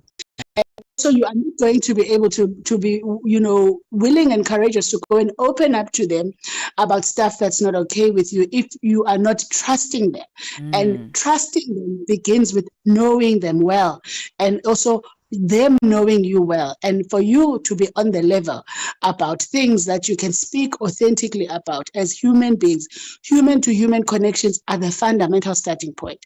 And very, very often in our time, and I think maybe through the courses of workplace experience, managers and leaders, superiors struggle, or organizations maybe struggle to appreciate and to cultivate those spaces that, as much as we are thriving, driven to perform and to deliver excellence and to maximize returns, all the hard measures of success, but all of those hard measures are fueled by human to human connections, which I think, from the ages of, the past decades where we were driving production aggressively, now the current breed of employee requires different things. Yeah. This is the other thing that employers don't understand, that today's employee thrives on work-life integration and balance. They want to be in tune with who they are. They want to feel safe and guarded, and they require a different breed of manager.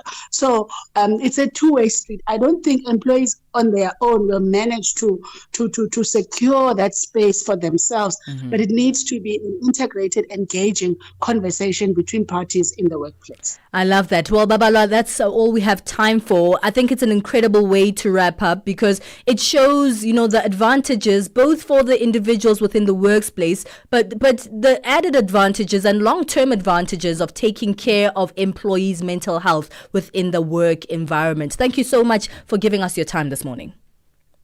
Thank you, my dear. Go well. That's Babalwa Desi, industrial psychologist and managing director of Desi Industrial Psychologists, speaking about anxiety in the workplace. And that's our In the Cubicle feature this morning. It's 10:30 Central Africa time. Let's bring back Musibudi Makura for our latest sports news. Sports on Channel Africa. The African perspective. Thank you, Palesa. We'll start here. So Mamelodi Sundowns goalkeeper Dennis Onyango, one of the 3 surviving members from the last time the Tshwane Giants were at the FIFA Club World Cup, says the new format will be effective in the long run. So the Brazilians were in Japan nearly 9 years ago, losing both matches in Osaka and a tournament with only 7 teams as well as 2 host cities.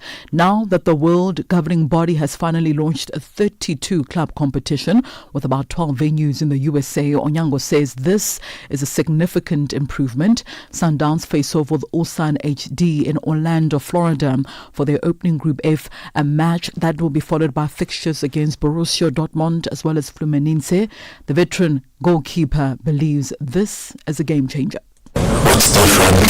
I think it's the number of teams. The previous one had lesser numbers, and this Club World Cup has more than 30 teams, which makes it incredible because you've got to see a lot of quality players from all over the world, and of course the organization also is different from the one in 2016 because now you play group stages, and the previous one you were playing in the knockout stages only, but now it gives you an opportunity to play.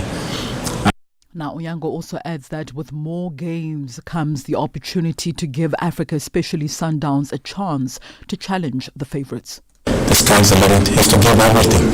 You must give everything that you have on the pitch, leave every skill on the pitch. And I think the sky's the limit for us. It's to give our best, to try and play beautiful football, to entertain the people that are watching from all over the world, and to represent the continent in the best way.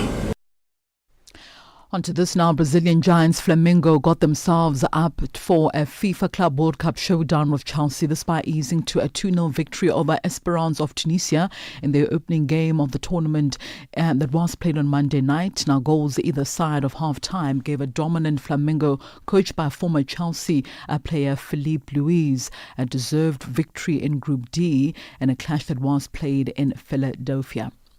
On to some cricket news now. New Zealand women's cricket captain, that is Sophie Devine, has confirmed that she will retire from one-day internationals. This after the World Cup later on this year, adding it was the right time to step away. Devine, who has been the captain of the side since 2020, led New Zealand to the T20 World Cup glory last year in Dubai. Devine has played 152 one-day internationals as well as 146 T20 internationals. She will remain available to play T20 internationals and took a break from international cricket earlier on this year to prioritise her mental health, having taken 2 months out in 2021 for a similar reason.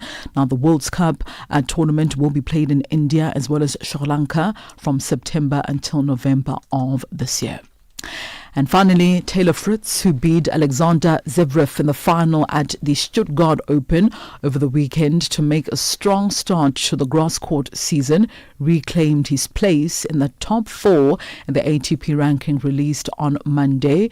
The 27-year-old American returned to his highest ranking of 4th in the world, which he reached in last November, but then lost during the clay court season, in which he won just 3 matches in 4 tournaments. So Fritz also lost in the first round at Roland Garros last month to Daniel Admata as he slipped down to 7th position on the world. He now trails only the unchanged top trio of Jannik Sinner, Carlos Alcaraz as well as Alexander Zverev. Meanwhile, Jack Draper drops 2 to 6th position on the world rankings, while Lorenzo Musetti of Italy, who did not play last week, falls to 7th. Another American, Ben Shelton, enters the top 10 for the first time in his career, this after reaching the semi-finals of the Stuttgart Open. For any sports stories you'd like to share with us, send us an email to newsroom@channelafrica.co.za or call us on +27 11714 4459. For Channel Africa Sport, I am Musibudi Makura. Sports on Channel Africa. The African perspective. Africa, meet Abedi. Yeah, that's me. Abedi is a music lover through and through. I really love African music. He's got a taste for all kinds of tunes and spends his days listening to Channel Africa. Guess what? He didn't know. Okay. Channel Africa wants to help Abedi and all music lovers everywhere to discover even more incredible music. That is why Channel Africa is calling on all African musicians to submit their music. Musicians, remember to give us all your relevant information. Make your submissions at music@channelafrica.co.za. Submissions are your chance to be heard on radio. But sadly, they do not guarantee that you will be playlisted. All submissions will be carefully reviewed to see if they meet our station's requirement. Channel Africa, the African perspective. Let's keep things moving. We still have more news. Let's get our latest in business with Bontle Headbush.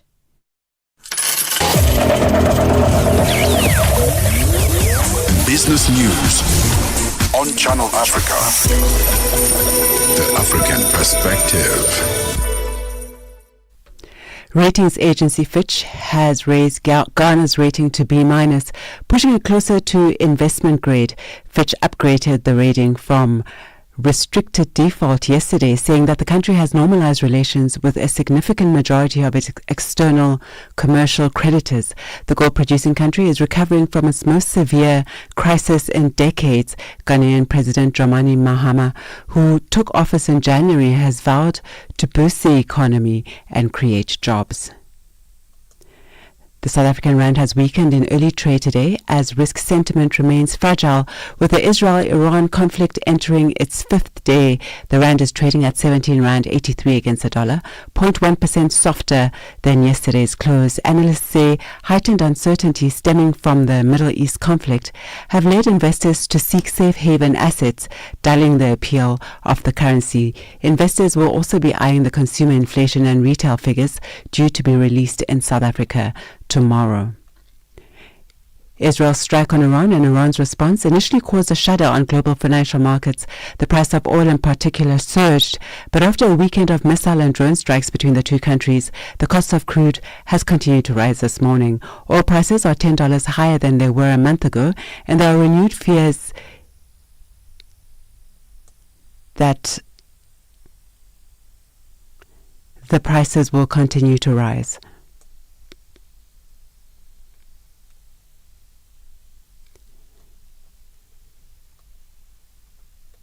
Those are the business news at this hour. I'll be back with more in an hour. For Channel Africa Business, I am Bontle Headbush.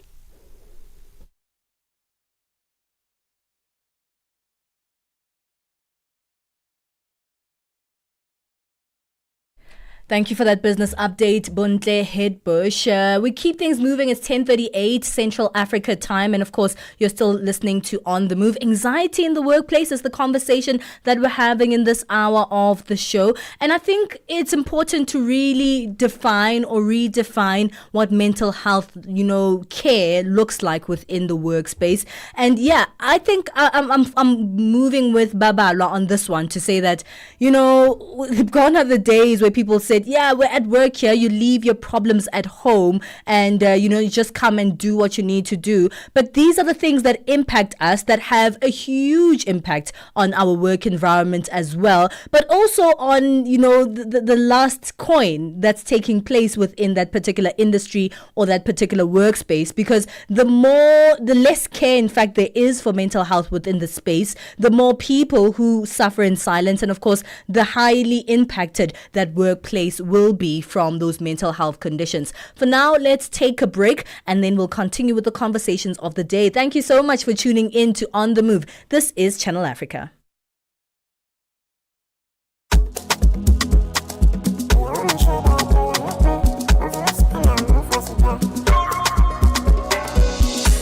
On Channel Africa, across borders, across time zones, on air, online. This is Channel Africa. Africa has a voice, and that voice is Channel Africa. It keeps you in motion, speaking, singing, questioning, rising. Wake up with Rise and Shine 6 till 9. Peter and Asanda as they bring you breaking news, sharp analysis, and the voices that shape the day. At mid-morning, we get on the move with Palisa and Benjamin, digging into the African lifestyle, people, and the things that make Africa smile.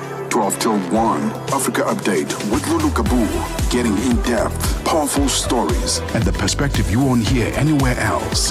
The Upside, 1 till 4, live and real, with Tepuho Likweleni and Nompumelelo Ngubeni. Tame Ngubeni talks money, Africa in business, 4 till 5 p.m. 5 till 6, we put on a little bit more color. Vue d'Afrique with Joel Moteba. We go to Eastern Central Africa and find Darubinia Africa with I Am Shakif. Madapiri gives us some life. Zochitika, 7 till 8 p.m. Maria Mokumalo comes in 8 till 9. We get some useful knowledge. Kalodiscopia. 9 till 10. We take a look in Africa and beyond. Africa World Hour with Sipiso Makwetla.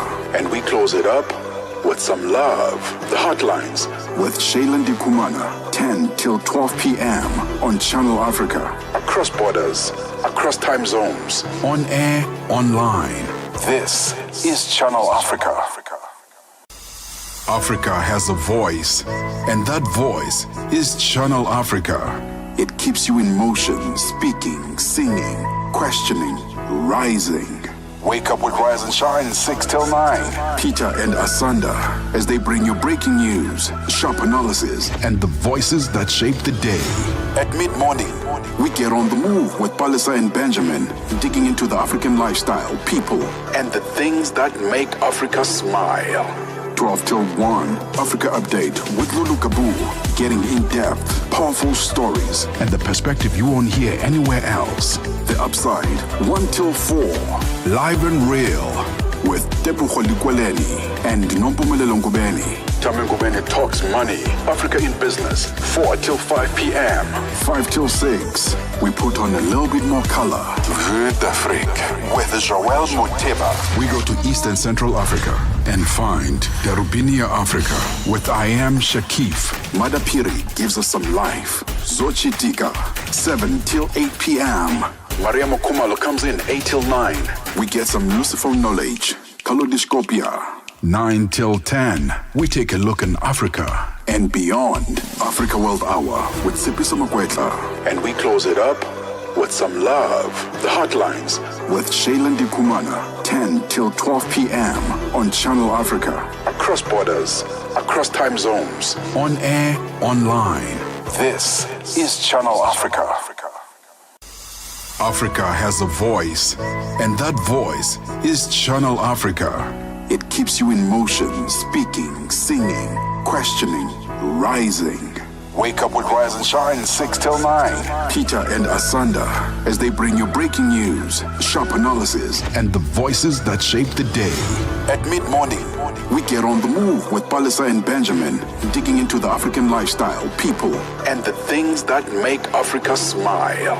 12 till 1, Africa Update with Lulu Kabu, getting in-depth, powerful stories, and the perspective you won't hear anywhere else. The Upside, 1 till 4, live and real, with Tepuho Likweleni and Nompumelelo Ngubeni. Tame Ngubeni talks money, Africa in business, 4 till 5 p.m. The time a little earlier paid you a piece by Mobad right here on Channel Africa. I'm looking forward to our Money Matters feature, and it seems like increasingly we're having all these conversations around Gen Zs, right? Gen Zs are doing this, Gen Zs are changing this in the workplace, Gen Zs are changing that in the economy, Gen Zs. And I think it's great because they are really changing quite a lot, but I don't think they're changing anything that didn't exist before. But I think there is an openness now from younger people to say, yeah, we know this is how things have been working for the longest time, but that does not make it right. And that is the opinion of Gen Zs that make them increasingly, that makes them stand out in many of the conversations that we have, because they know that things have existed in a particular way, but they're saying, yeah, It shouldn't be that way, though. Same as in our workplace feature in the cubicle earlier on, to say, yeah, we are now realizing that we don't have to leave our problems at home. We come to work as holistic beings. But that's something that's also been catapulted by the rise of Gen Z, saying, yeah, that's actually not going to work for us. We can't leave our mental health at home and just come and work. We are impacted, and you actually have to also play your part and do something about it. It seems like we're carrying on with that same note in our Money Matters feature a little bit later on, when we speak about how Gen Zs have really changed, trends in economic trends that we've seen as people. So there's a Gen Z economy reports that we'll be looking at called Cash, Culture and Clout. And I'm looking forward to unpacking that in the next hour. But for now, let's bring in Wycliffe Jean as well as Stone Boy. This one is titled Pray For Me. PM, 5 till 6. We put on a little bit more color. Vue d'Afrique with Joel Moteba. We go to Eastern Central Africa and find Darubinia Africa with I Am Shakif. Madapiri gives us some life. Zochitika, 7 till 8 p.m. Maria Mokumalo comes in 8 till 9. We get some useful knowledge. Kalodiscopia. 9 till 10, we take a look in Africa and beyond. Africa World Hour with Sipiso Makwetla. And we close it up with some love. The Hotlines with Shailen Dikumana, 10 till 12 p.m. on Channel Africa. Across borders, across time zones, on air, online. This is Channel Africa. Africa has a voice, and that voice is Channel Africa. It keeps you in motion, speaking, singing, questioning, rising.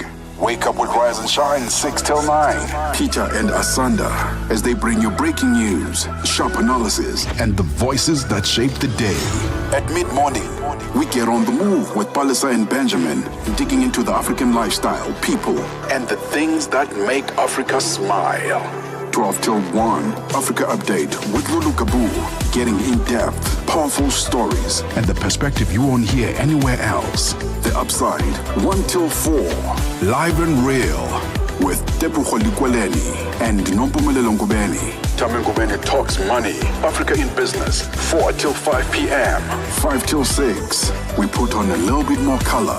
Vue d'Afrique with Joel Moteba. We go to Eastern Central Africa and find Darubinia Africa with I Am Shakif. Madapiri gives us some life. Zochitika, 7 till 8 p.m. Maria Mokumalo comes in 8 till 9. We get some useful knowledge. Kalodiscopia. 9 till 10, we take a look in Africa and beyond. Africa World Hour with Sipiso Makwetla. And we close it up with some love. The Hotlines with Shailen Dikumana, 10 till 12 p.m. on Channel Africa. Across borders, across time zones, on air, online. This is Channel Africa. Africa has a voice, and that voice is Channel Africa. It keeps you in motion, speaking, singing, questioning, rising. Wake up with Rise and Shine, 6 till 9. Peter and Asanda, as they bring you breaking news, sharp analysis, and the voices that shape the day. At mid-morning, we get on the move with Palisa and Benjamin, digging into the African lifestyle, people, and the things that make Africa smile. 12 till 1, Africa Update with Lulu Kabu, getting in-depth, powerful stories, and the perspective you won't hear anywhere else. The Upside, 1 till 4, live and real, with Tepu Kholikweleni and Nompumelelo Ngubeni. Tame Ngubeni talks money, Africa in business, 4 till 5 p.m. 5 till 6, we put on a little bit more color. Vue d'Afrique with Joel Moteba. We go to Eastern Central Africa and find Darubinia Africa with I Am Shakif. Madapiri gives us some life. Zochitika, 7 till 8 p.m. Maria Mokumalo comes in 8 till 9. We get some useful knowledge. Kalodiscopia. 9 till 10, we take a look in Africa and beyond. Africa World Hour with Sipiso Makwetla. And we close it up with some love. The Hotlines with Shailen Dikumana, 10 till 12 p.m. on Channel Africa. Across across borders, across time zones, on air, online. This is Channel Africa. Africa has a voice, and that voice is Channel Africa. It keeps you in motion, speaking, singing, questioning, rising. Wake up with Rise and Shine 6 till 9. Peter and Asanda as they bring you breaking news, sharp analysis, and the voices that shape the day. At mid-morning, we get on the move with Palisa and Benjamin, digging into the African lifestyle, people, and the things that make Africa smile. 12 till 1, Africa Update with Lulu Kabu, getting in depth of social media. That's our TikTok feature and online feature. We take a look at some of the trending conversations and see what exactly, our opinions are on those. There's been a huge trend that's going on, and it's called propaganda that I'm not falling for. See, the thing is, a lot of the times, especially on social media, we're expecting each other to just be like sheep, right? Following each other blindly into the abyss, and it seems like that's the way that society has worked for a very long time. But things are changing, thank goodness, and we're realizing that actually, even though things have been taking place in a particular way, it doesn't particularly mean that I also have to follow that. So people are listing some of the propaganda that they are not falling for, and I think propaganda just means that, societal norms that we've just continuously followed blindly, but we're just like, no, this one is not for me. I'm not falling for that, and I'm not going into that cycle. What sort of propaganda are you not falling for? If you're not really sure how to reflect on this particular trend, let's listen to this guy who told us some of the propaganda that he's not falling for, and maybe it will give you a better thought on the propaganda that you don't want to fall for either. Propaganda I'm not falling for. Number one, money doesn't buy happiness. I'd be 10 times happier with $10 million. Don't piss me off. Number two, your kids need to struggle to appreciate money. So you fought to give them a better life just to guilt them for living it. Be serious. Number three, the poor don't deserve love. Everyone deserves love. Dating within your budget isn't a crime. Stop being classist. Number four, you need multiple side hustles. No, you need to sit down and master one thing before you spread yourself thin trying to do the most. Number five, masterclasses. If your method made millions, why are you chasing me down with a 37-slide funnel and a limited time $500 offer? I will swing.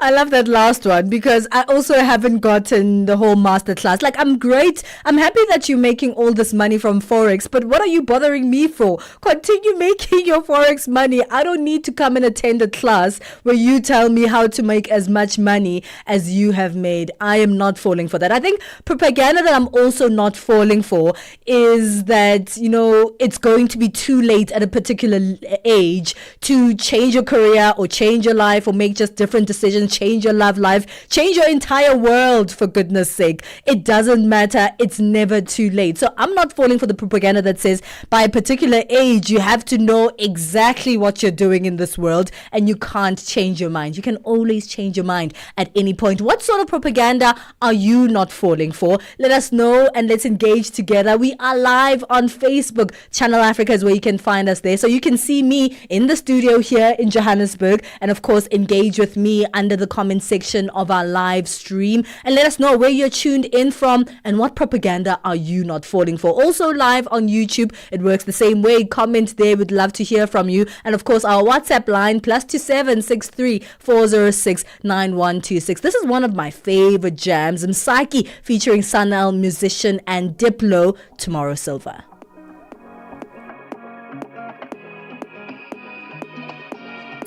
Keeping you on the know and on the move. I've been thinking about peace and how to keep it. Business, music, and lifestyle. We deliver an engaging Pan-African audience ready to connect, invest, and act. Multi-award winning, internationally recognized, digitally accessible across the globe. When Africa speaks, the world listens, and Channel Africa makes sure of it. For business, for culture, for Africa. Partner with Channel Africa because Africa's voice is the future. Africa is a story, a living, breathing, ever-evolving masterpiece. And for over 5 decades now, One voice has told it like no other. Channel Africa. More than just a broadcaster, Channel Africa is the pulse of the continent, African-led, African-run, and deeply rooted in its heritage. It's the only international station that speaks to Africa in its own voices: English, Kiswahili, Chinyanja, French, and Portuguese. The languages that unite 1 billion people. We have been there through every shift, every milestone, and every triumph. Not just reporting history, but shaping the conversations that define Africa's future. For brands, media planning, and advertisers, Channel Africa is more than just a platform. It's an opportunity. With 25 compelling shows covering current affairs, sports, business, music, and lifestyle, we deliver an engaging Pan-African audience ready to connect, invest, and act. Multi-award winning, internationally recognized, digitally accessible across the globe. When Africa speaks, the world listens, and Channel Africa makes sure of it. For business, for culture, for Africa, partner with Channel Africa, because Africa's voice is the future. Africa is a story, a living, breathing, ever-evolving masterpiece. And for over 5 decades now, one voice has told it like no other. Channel Africa. More than just a broadcaster, Channel Africa is the pulse of the continent, African-led, African-run, and deeply rooted in its heritage. It's the only international station that speaks to Africa in its own voices: English, Kiswahili, Chinyanja, French, and Portuguese. The languages that unite 1 billion people. We have been there through every shift, every milestone, and every triumph. Not just reporting history, but shaping the conversations that define Africa's future. For brands, media planning, and advertisers, Channel Africa is more than just a platform. It's an opportunity. With 25 compelling shows covering current affairs, sports, business, music, and lifestyle, we deliver an engaging Pan-African audience ready to connect, invest, and act. Multi-award winning, internationally recognized, digitally accessible across the globe. When Africa speaks, the world listens, and Channel Africa makes sure of it. For business, for culture, for Africa, partner with Channel Africa, because Africa's voice is the future. Africa is a story, a living, breathing, ever-evolving masterpiece. And for over 5 decades now, one voice has told it like no other. Channel Africa. More than just a broadcaster, Channel Africa is the pulse of the continent, African-led, African-run, and deeply rooted in its heritage. It's the only international station that speaks to Africa in its own voices: English, Kiswahili, Chinyanja, French, and Portuguese. The languages that unite 1 billion people. We have been musician featuring Diplo. This one is titled Tomorrow Silver. And that's how we wrap up the second hour of On the Move this Tuesday morning. I almost said Monday because yesterday was a public holiday in South Africa. The first public holiday, in fact, that I've taken in a very long time. So it feels a little bit like a Monday, I'm sure, to a lot of South Africans out there. But it's Tuesday, so let's keep to terms with the days of the week, okay? This Tuesday morning. And we're going into the third and final hour of the show today, speaking once again about young people, and we'll continue speaking about young people because that's the majority of us. It's who we are on the African continent. We're young, we're vibrant, and we are the future of the world. And that's today's Money Matters feature, taking a look at a report released titled the Gen Z Economy Report, Cash Culture and Clout, and to see just how differently Gen Zs are tackling the tough economy that we find ourselves in. But for now, let's bring back Onele Nzinzi, who has our latest news update. Download the SABC app and take Channel Africa with you everywhere you go. Africa, meet Abedi. Yeah, that's me. Abedi is a music lover through and through. I really love African music. He's got a taste for all kinds of tunes and spends his days listening to Channel Africa. Guess what? He didn't know. Okay. Channel Africa wants to help Abedi and all music lovers everywhere to discover even more incredible music. That is why Channel Africa is calling on all African musicians to submit their music. Musicians, remember to give us all your relevant information. Make your submissions at music@channelafrica.co.za. Submissions are your chance to be heard on radio. But sadly, they do not guarantee that you will be playlisted. All submissions will be carefully reviewed to see if they meet our station's requirement. Channel Africa, the African perspective. SABC News. The African perspective. And we look at your top stories this hour. Nigeria's President Bola Tinubu has posthumously pardoned the Ogoni 9, and Sudan calls for safe evacuation of its citizens. Your latest news, greetings to our listeners.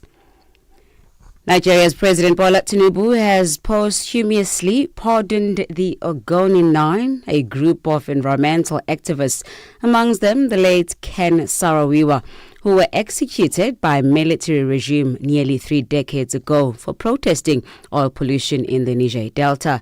But the move has been met with sharp criticism from Ogoni leaders who say a mere pardon falls far short of justice. Nigeria's coordinator on the Ogoni Solidarity Forum, Celestine Akpobari, explains. The president of Nigeria is one of the most powerful presidents in the world. So what I expect Mr. President to do, if he has no power to exonerate or to set up a judicial panel of inquiry, to do a review of the kangaroo trial, to look at the trial of Justice Auta and do a review of what happened, how the lawyers of Ken Saro-Wiwa were chased out of the tribunal. All those things, they're supposed to look at it, and I know that such a panel will recommend exoneration. I also would have loved Mr. President to set up another panel to look at the military occupation of Ogoni land, how the military occupied our land, because those that committed genocide in Ogoni are walking freely on the streets of Nigeria. It shouldn't be. Togo has suspended broadcast of French state-funded international news outlets, the RFI and France 24, for 3 months, accusing them of a lack of impartiality and strictness. The suspension comes as tensions are rising between the country's leader, Farouk Gnassingbe, and the opposition. Two opposition parties, the Democratic Forces for the Republic and the National Alliance for Change, called the move a constitutional coup that could extend Gnassingbe's rule for life. The RFI and France 24 have been covering opposition protests against the new constitution that created his new role.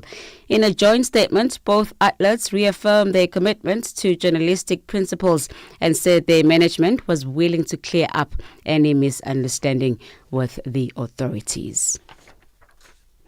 Sudanese Prime Minister Camille Idris has instructed the country's ambassador to Iran to organize a safe evacuation of all Sudanese citizens from Iran amid Israeli strikes. The evacuation order comes a day after Iran launched long-range missile targets in Tel Aviv in response to Tel Aviv air raids against many Iranian cities over the weekend, including the capital Tehran, that killed tens of civilians and destroyed military and civilian infrastructure.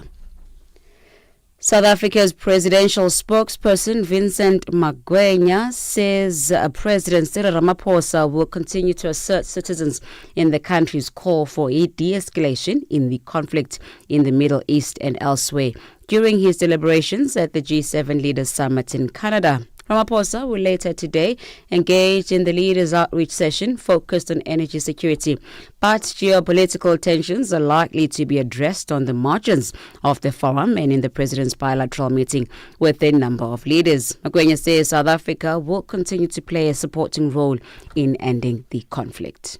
For some time now, President Ramaphosa has been quite consistent in calling for the de-escalation of tensions in the Middle East. Part of that call was to ensure that this conflict that we've seen in Gaza does not extend to the rest of the region. And so one of Canada's priorities for this G7 is the strengthening of peace and stability, where we're going to align with position insofar as calling for a peaceful resolution of all conflicts. Russia and Ukraine, India and Pakistan, Iran and Israel now. We will continue making that call that those conflicts have to stop. Lastly, Ukraine's interior minister says 14 people have been killed in Kyiv and more than 40 have been injured in a Russian drone and missile attack overnight. Damage and fires were reported in several districts. Images online showed collapsed buildings and there are fears people are trapped under the rubble. The BBC's Joel Gunter explains. The early hours of this morning in Kyiv began with a familiar sound. Sirens, followed by loud explosions and the rattle of machine guns. The blast came from Russian airstrikes launched at the city, the machine gun fire from Ukrainian air defense units trying to shoot down the drones. It seems as though a significant number got through. The Ukrainian military says at least 14 people were killed and dozens more injured. Russia has intensified its air attacks against Ukrainian cities in recent weeks, with a tactic of sending large waves of drones and decoys to overwhelm Ukrainian air defenses. Recapping on your top stories, Nigeria's President Bola Tinubu has posthumously pardoned the Ogoni Nine, a group of environmental activists, amongst them the late Ken Saro-Wiwa, who were executed by a military regime nearly 3 decades ago for protesting oil pollution in the Niger Delta. Channel Africa News, I'm Onele Nzinzi. SABC News. The African Perspective.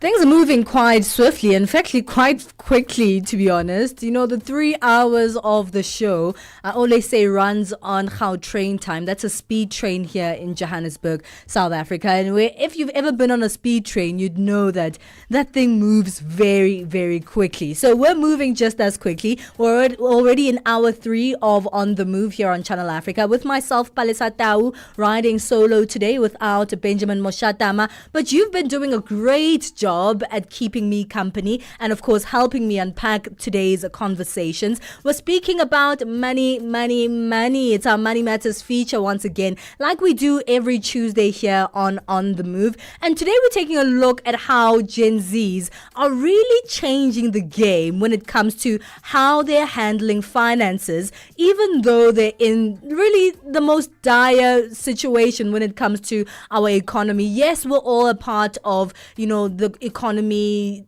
decline that we're experiencing together, but Gen Zs are forging a new path in how they're taking a look at financial well-being and personal finances. We find out that through this report titled the Gen Z Economy Report, Cash, Culture and Clout, which is a new research report unveiling how young people in South Africa in particular earn, spend, save and think about money. So that's going to be an interesting one to see how young people are thinking about money and really changing their outlook on finances. It's going to be great. Ronan Ayres, Chief Executive Officer of Student Village, who are specialists in this particular report that we're speaking about this morning, will be chatting to us about the report, but also finding out how different young people are thinking about money here in South Africa. And I think it would be a great reflection on the continent at large as well. So stay with us and maybe you can give us examples of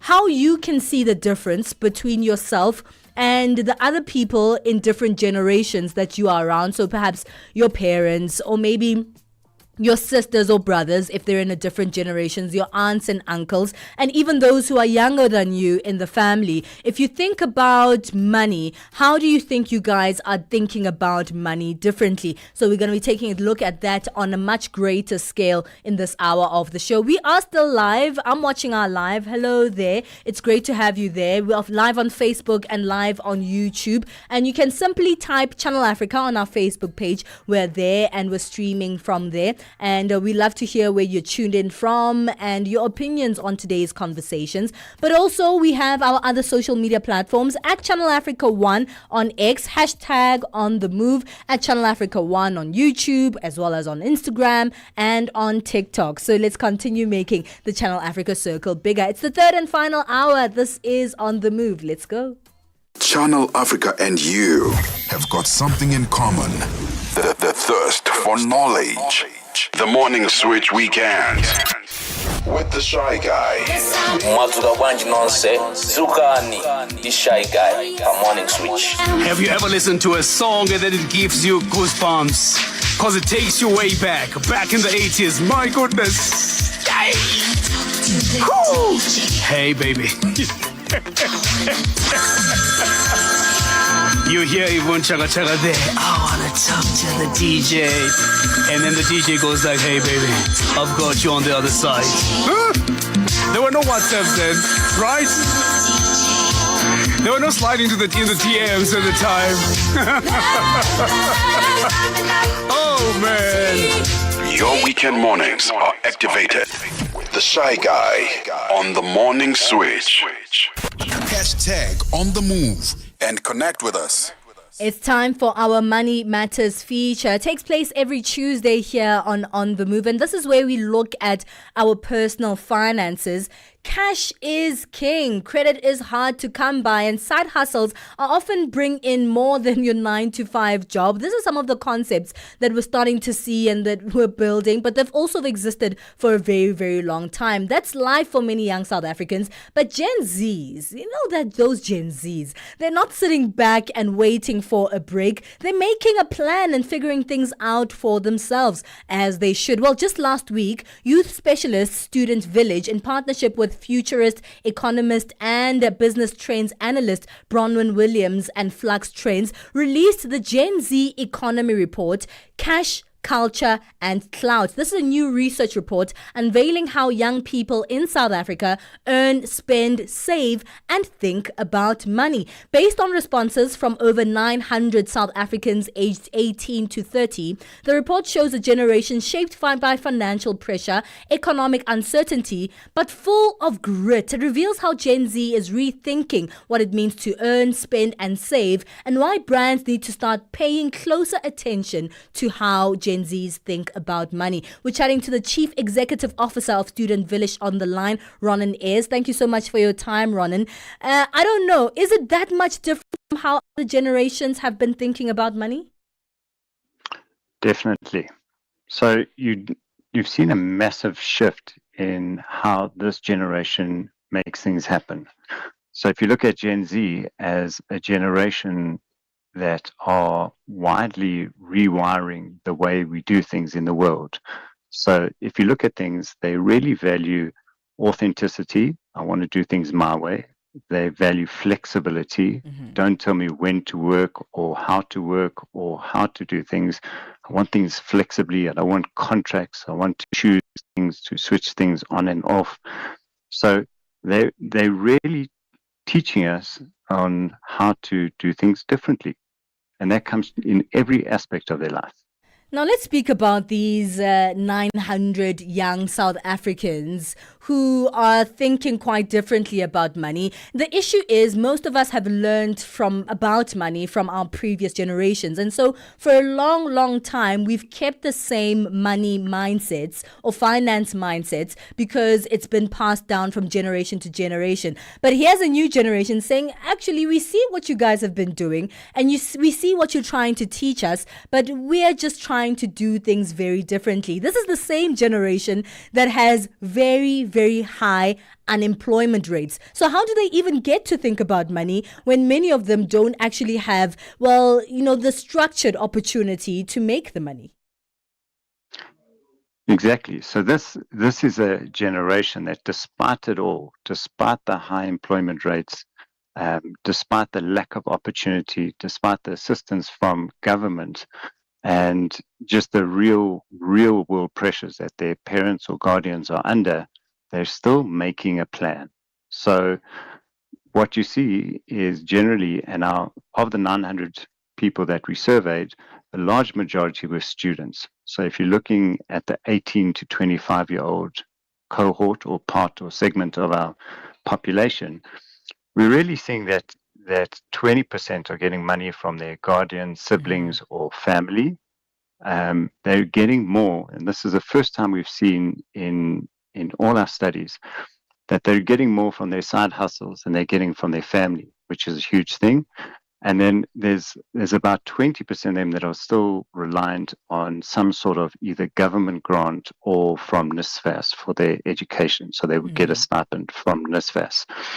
So what we're seeing is basically they're saying, you know what, we don't have opportunities, but that's not going to hold us back. Through generally the use of technology infused with one of their passions, they start a side hustle. And their side hustle often represents their dreams, and the subtext there is saying, I'm really going to try get this going, and I'm going to have multiple streams of income. I'm not going to just rely on family. I'm not just going to rely on government. I'm going to get going. I'm going to start getting my future going now. And even if I get a job, I'm still going to be running the side hustle, and the dream. Well, the reality is the job pays for the debit orders and the side hustle pays for the lifestyle. But the ultimate ambition is that the side hustle is going to become the thing, and it will take them into financial freedom. Well, I'm sure social media and the internet age has a lot to do with how Gen Zs think about money. How much impact does the internet actually have on the changes that the Gen Zs have made in their relationships with money? Well, social media plays a huge part. So if any of the listeners are from previous generations, like myself, we live in both worlds. So we're predominantly analog. So we like the old school way of doing things, and then we put technology on top of that, and we dabble into the world of social media. Gen Zs are the first generation that have lived where they don't know the world without it. They don't know the world without social media. So they're as comfortable in both worlds, and by and large, they spend more time on social media than they do in the old school way of connecting.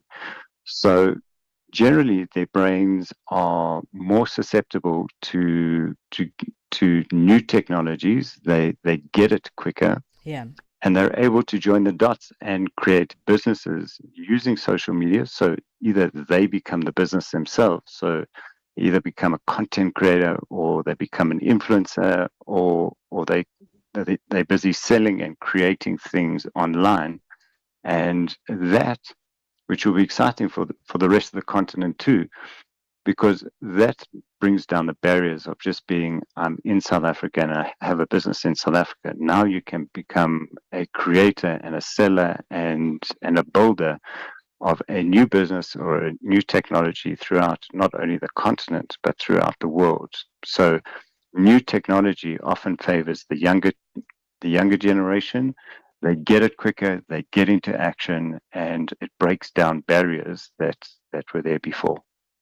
It's a very interesting report indeed, and I'd like to find out some more of the key findings from this particular report. We are going to take a break in a couple of minutes, but before we go on that break, really quickly, let's take a look at how differently the Gen Zs are interacting with money than we have before. Of course, this is more of a digital age, so, cash, a lot of us, I don't even carry cash anymore. I'm not a Gen Z, I'm a millennial, but I hardly ever have cash on me. Does this even impact this report in any way? Definitely. And what we see is possibly something of a legacy issue, because we have an interesting contradiction here. So we have only 15% of this study said they have a credit card, which is a huge correction from both millennials and the Gen Xers who either got burnt by credit or saw their parents being burnt by credit. So they are credit shy. The only time they really use it is with buy now or pay later. So that is very favored. But what we're seeing is a lot of them carry multiple bank accounts. So they use different banks. It's not this loyalty thing, I'm loyal to one bank. They have between 1 and 3 bank accounts. And what was so interesting is to see that while they also tap, but they carry cash. So almost 80% said they want to avoid banking fees and also people debiting things from their account, or they're just worried about just trusting what's going through their account, is that 80% of them still use cash. I see. Well, let's take a break. We'll be back, Ronan, after a short while. We're still unpacking this particular report, taking a look at how differently Gen Zs are interacting with money. It's 20 minutes past 11 Central Africa time. June is Youth Month in South Africa. Celebrate Africa's young voices with us.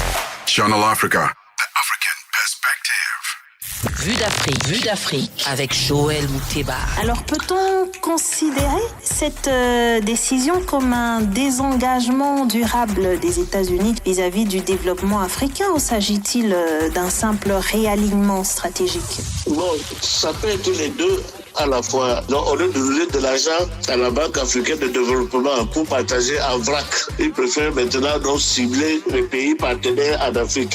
Ça, c'est pour le réalignement stratégique. Alors, et aussi, ce n'est pas un désengagement durable, mais je pense que dans les 2 ou 3 prochaines années, il veut d'abord remettre de l'ordre dans ses affaires. Vue d'Afrique. Du lundi au vendredi de 15h à 16h, temps universel.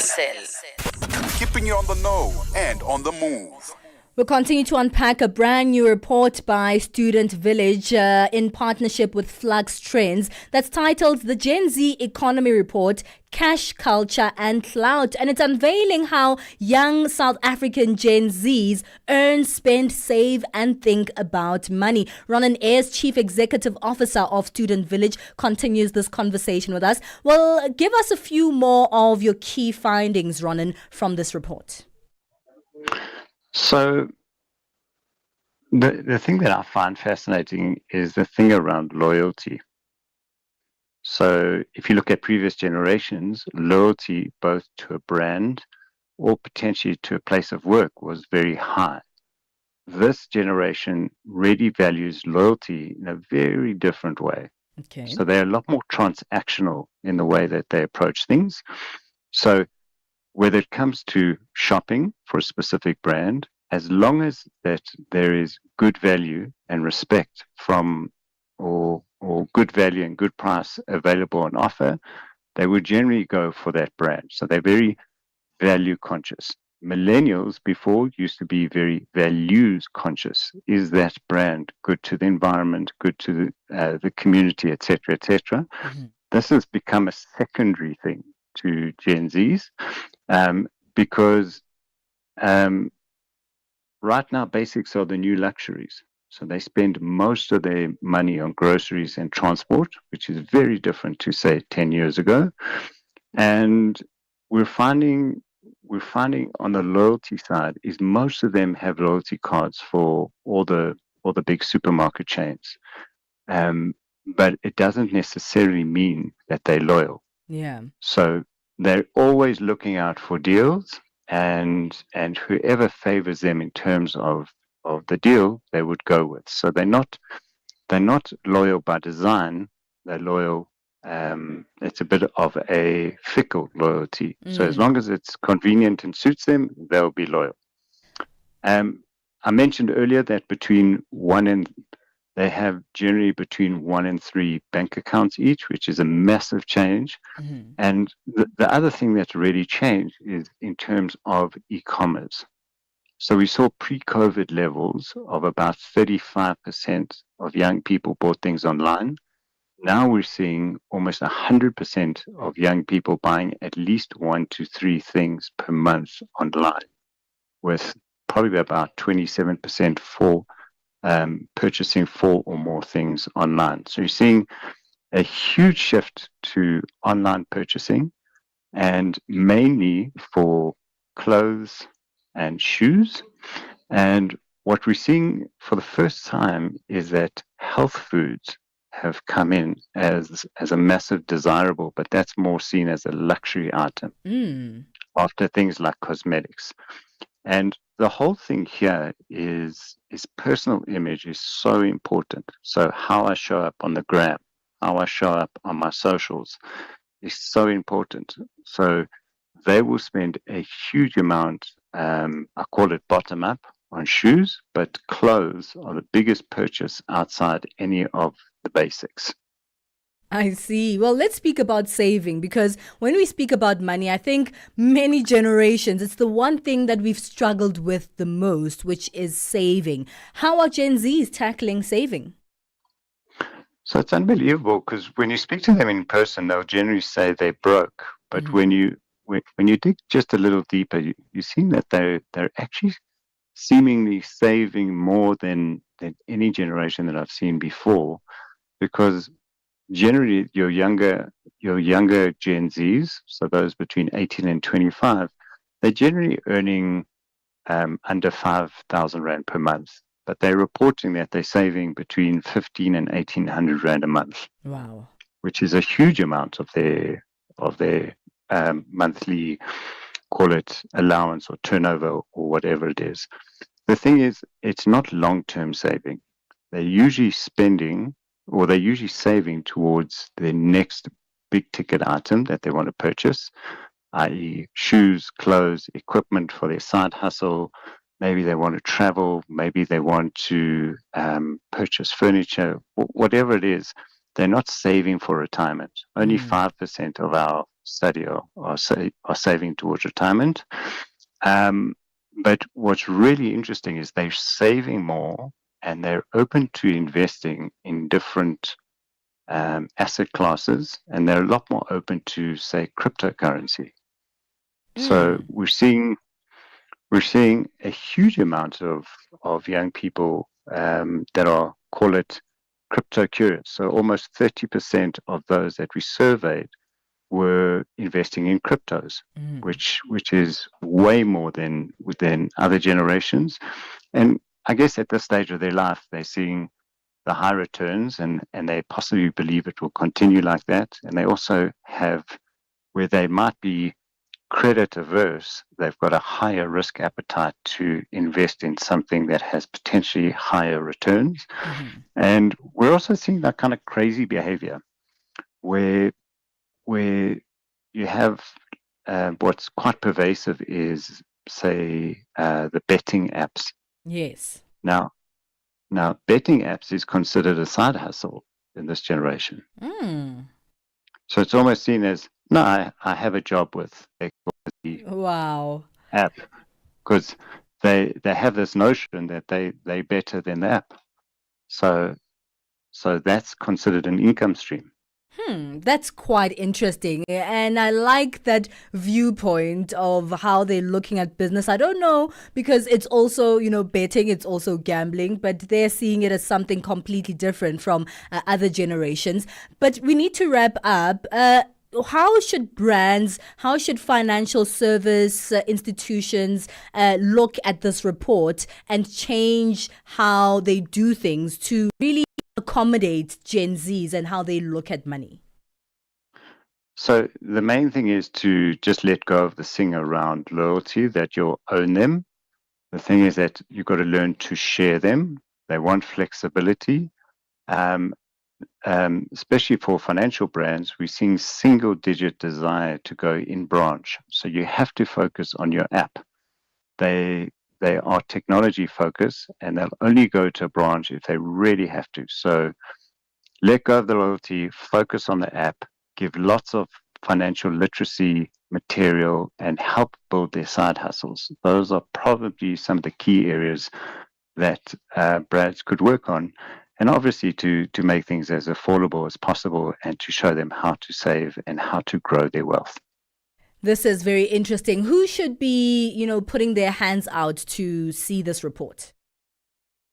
So anyone who's in any form of decision-making process around promoting their products to the younger segment, so to Gen Zs, if you look on our socials in the next day or two, there'll be a link, and we're only launching the full report, which will be free for everyone, by the way.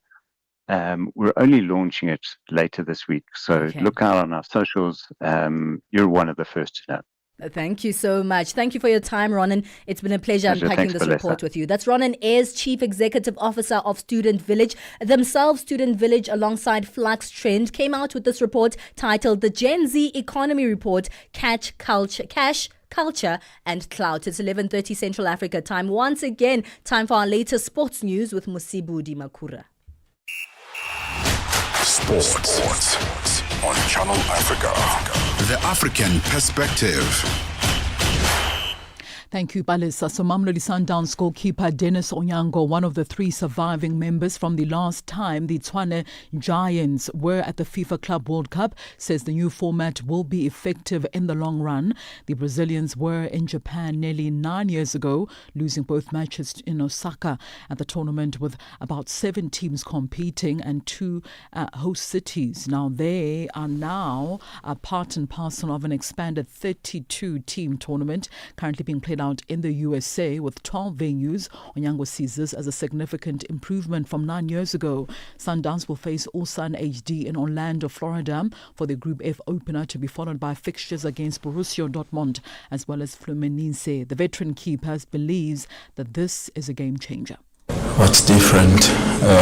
I think it's the number of teams. The previous one had lesser numbers, and this Club World Cup has more than 30 teams, which makes it incredible because you've got to see a lot of quality players from all over the world, and of course the organization also is different from the one in 2016 because now you play group stages, and the previous one you were playing in the knockout stages only, but now it gives you an opportunity to play. Onyango also adds that with more games coming, with more games, it comes an opportunity to give Africa, especially Sundowns, the chance to challenge some of the favorite teams at this year's tournament. The sky's the limit. Is to give everything. You must give everything that you have on the pitch, leave every skin on the pitch, and I think that's the sky's the limit for us. It's to give our best, to try and play beautiful football, to entertain the people that are watching from all over the world, and to represent the continent in the best way. Right, so Sundowns will open their account later on tonight at midnight. That is midnight Central African time. Of course, we know that the US is about 6 hours ahead, so that match will then go into Wednesday morning and will be Tuesday night in the USA.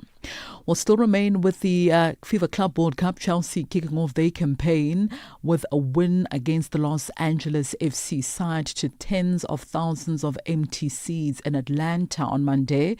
The game started at 3 p.m. local time on a working Monday at Mercedes-Benz Stadium. The attendance for Chelsea's 2-0 win was announced at about 22,137 in a ground which actually holds 70,000 spectators, though the entire top tier was closed. A small middle tier seemed mostly full, but a larger bottom tier was more than half empty. The cheapest ticket, by the way, was about $50 immediately before kickoff, although seats were significantly more expensive in the build-up to this year's tournament.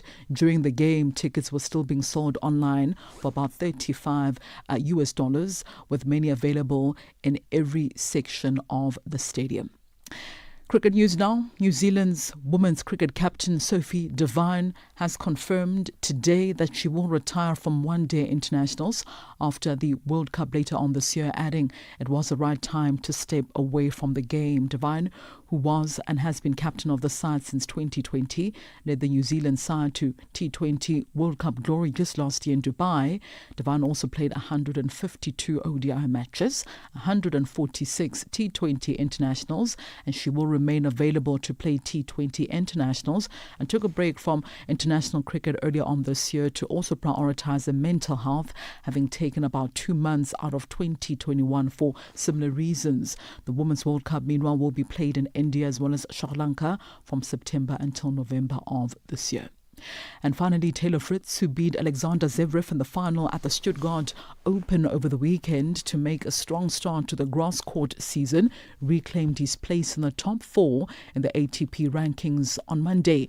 The 27-year-old American returned to his highest ranking of 4th in the world, which he reached last November, but lost the clay court season, in which he won just 3 matches in 4 tournaments. Fritz lost in the first round at Roland Garros last month to Daniel Admata as he slipped down to 7th. He now trails only the unchanged top trio of Jannik Sinner, Carlos Alcaraz as well as Alexander Zverev.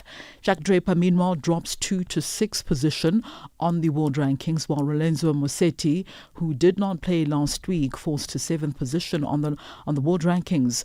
Another American in Ben Shelton enters the top 10 for the very first time in his career, this after reaching the semi-finals at the Stuttgart Open over this past weekend. And that's a wrap of your morning sports news right here on Channel Africa.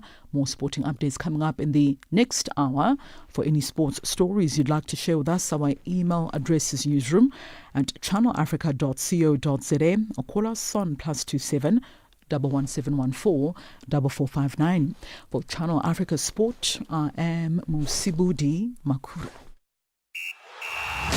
Sports on Channel Africa. The African perspective. Africa in business on Channel Africa. The president of the Arab Bank for Economic Development in Africa, BADEA, Dr. Sidi Ould Tah, he is vying for the presidency of the African Development Bank, the AFDB. He positions himself as a fervent defender of economic integration and structural transformation on the African continent. So I do believe that I have a 360 view of the development challenges in the continent with my experience from both the supply side and the demand side. But more importantly, my vision is to bring on board all the stakeholders and to have a holistic approach for the development of the continent and to develop partnership across the continent and outside the continent, bringing all the stakeholders together to work for one goal, is to make Africa green for life and livelihood of the African population. Bringing the African markets into your home. Channel Africa, the African perspective. Well, that was our final sports update with Musibudi Makura for the morning. But let's move on to our latest and final morning business bulletin with Buntle Headbush. Business news on Channel Africa, the African perspective. A very good morning to our listeners. In our top business story at this hour, JP Morgan has upgraded the Afrexim Bank's bonds to overweight from underweight today, citing valuations. This rating means that JP Morgan expects the bond will likely outperform its benchmark industry. The upgrade comes after ratings agency Fitch downgraded Afrexim Bank last week, drawing scrutiny from African stakeholders. Fitch downgraded the African Export-Import Bank's long-term issuer default rating from BBB to BBB-, assigning this negative outlook based on heightened risk exposure to Ghana, Zambia and South Sudan. Nhlanhla Mahlangu has more. The African Trade and Development Lender has been at the center of a standoff over whether the loans it extended to these countries, 2 of which recently defaulted, are in the scope for restructuring or not. The downgrade led to criticism from the African Union's credit review body, which said the ratings was flawed and called for the decision to be reviewed. JP Morgan says the upgrade of the lender's bonds to overweight is as a result of valuations in the wake of the Fitch downgrade. For Channel Africa News, I am Nhlanhla Mahlangu in Johannesburg. Meanwhile, ratings agency Fitch has raised Ghana's rating to B-, pushing it closer to investment grade. Fitch upgraded the rating from restricted default yesterday, saying that the country has normalized relations with a significant majority of its external commercial creditors. The gold-producing country is recovering from its most severe economic crisis in decades. Ghanaian President Dramani Mahama, who took office in January, has vowed to boost the economy and create jobs. The South African presidency has sought to clarify details surrounding the cost of the National Dialogue. This after the National Dialogue Preparatory Committee estimated that the initiative will cost over $43 million, resulting in a wave of criticism from trade unions, political parties, and civil society. The dialogue will begin with a national convention scheduled for the 15th of August, followed by community engagements across the country. The aim of the dialogue is to discuss solutions to the country's challenges. Presidency spokesperson Vincent Magwenya. There isn't a budget, there isn't a number or a cost that the government is committed to. All we have is what has been communicated as a proposal that the foundations have put forward. Now, the foundations are not going to be the fiscal custodians of this process. Government is going to be the fiscal custodian of the process.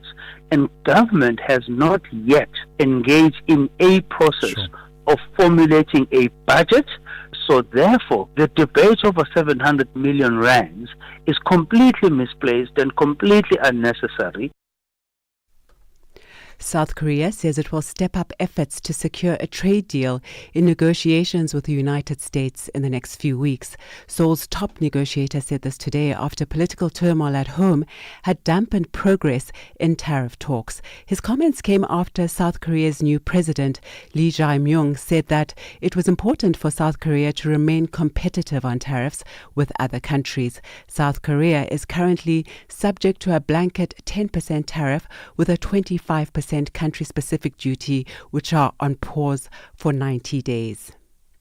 The European Commission is set to propose today a ban on European Union imports of Russian gas and liquefied natural gas by the end of 2027, using legal measures to ensure the plan cannot be blocked by EU members Hungary and Slovakia.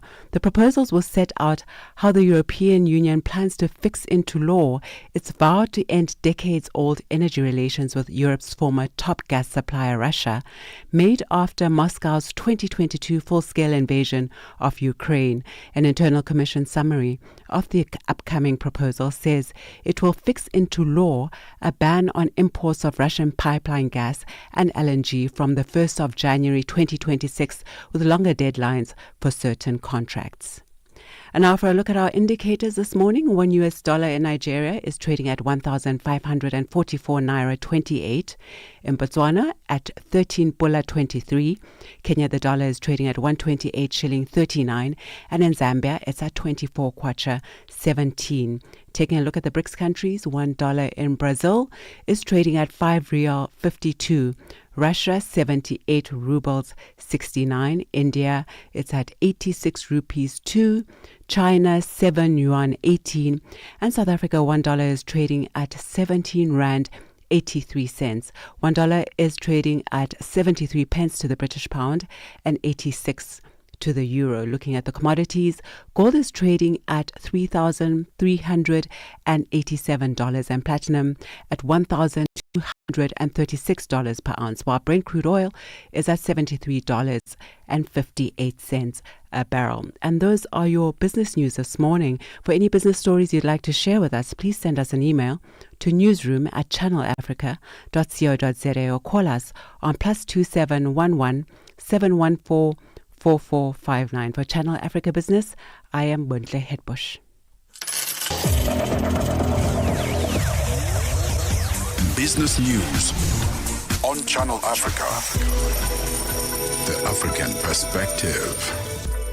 Get Channel Africa on DSTV audio bouquet. Channel 802.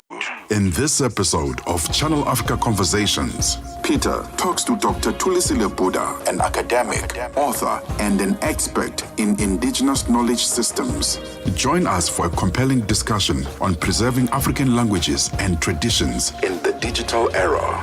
Dr. Tulisile unpacks the role of educators, explorers, and how technologies like AI can support cultural preservation and challenges us to rethink how we honor African heritage. You can find the episode on YouTube, SABC Plus, and on our website, channelafrica.co.za. This episode is a must-listen for educators, creators, and change makers across the continent. Channel Africa, the African perspective. Moving to a world of African music. This is Channel Africa. Champesha champonyana pamukusao ili ashira mifwalile bane awe na lishupa ngawafwala nga James Sakala abati yori waka kanwa mabuchi na mabesashi abanyoli awe nishiba kusumina na konsole abakashana baleti ngawafwale chitenge yeye bachikula bwangu kumwena moichi kwembe maliposa bachikula bwangu kumwena mo nomba kafwale shani kumakonka fwale shani kumakuweba kafwale shani pamulungu kafwale shani nowadays wala mbona fembulinga na popo katiyo opachamboli wadensa rushanko. Powerful stories and the perspective you won't hear anywhere else. The Upside, 1 till 4, live and real with Tebogo Likweleni and Nompumelelo Ngubeni. Tame Ngubeni talks money, Africa in business, 4 till 5 p.m., 5 till 6. We put on a little bit more color. Vue d'Afrique with Joël Moteba. We go to East and Central Africa and find Darubinia Africa with I Am Shakif. Madapiri gives us some life. Zochitika, 7 till 8 p.m. Maria Mokumalo comes in 8 till 9. We get some useful knowledge. Kalodiscopia, 9 till 10. We take a look in Africa and beyond. Africa World Hour with Sipiso Makwetla. And we close it up with some love. The Hotlines with Shailen Dikumana, 10 till 12 p.m. on Channel Africa. Across borders, across time zones, on air, online. This is Channel Africa. Africa has a voice, and that voice is Channel Africa. It keeps you in motion, speaking, singing, questioning, rising. Wake up with Rise and Shine, 6 till 9. Peter and Asanda, as they bring you breaking news, sharp analysis, and the voices that shape the day. At mid-morning, we get on the move with Palisa and Benjamin, digging into the African lifestyle, people, and the things that make Africa smile.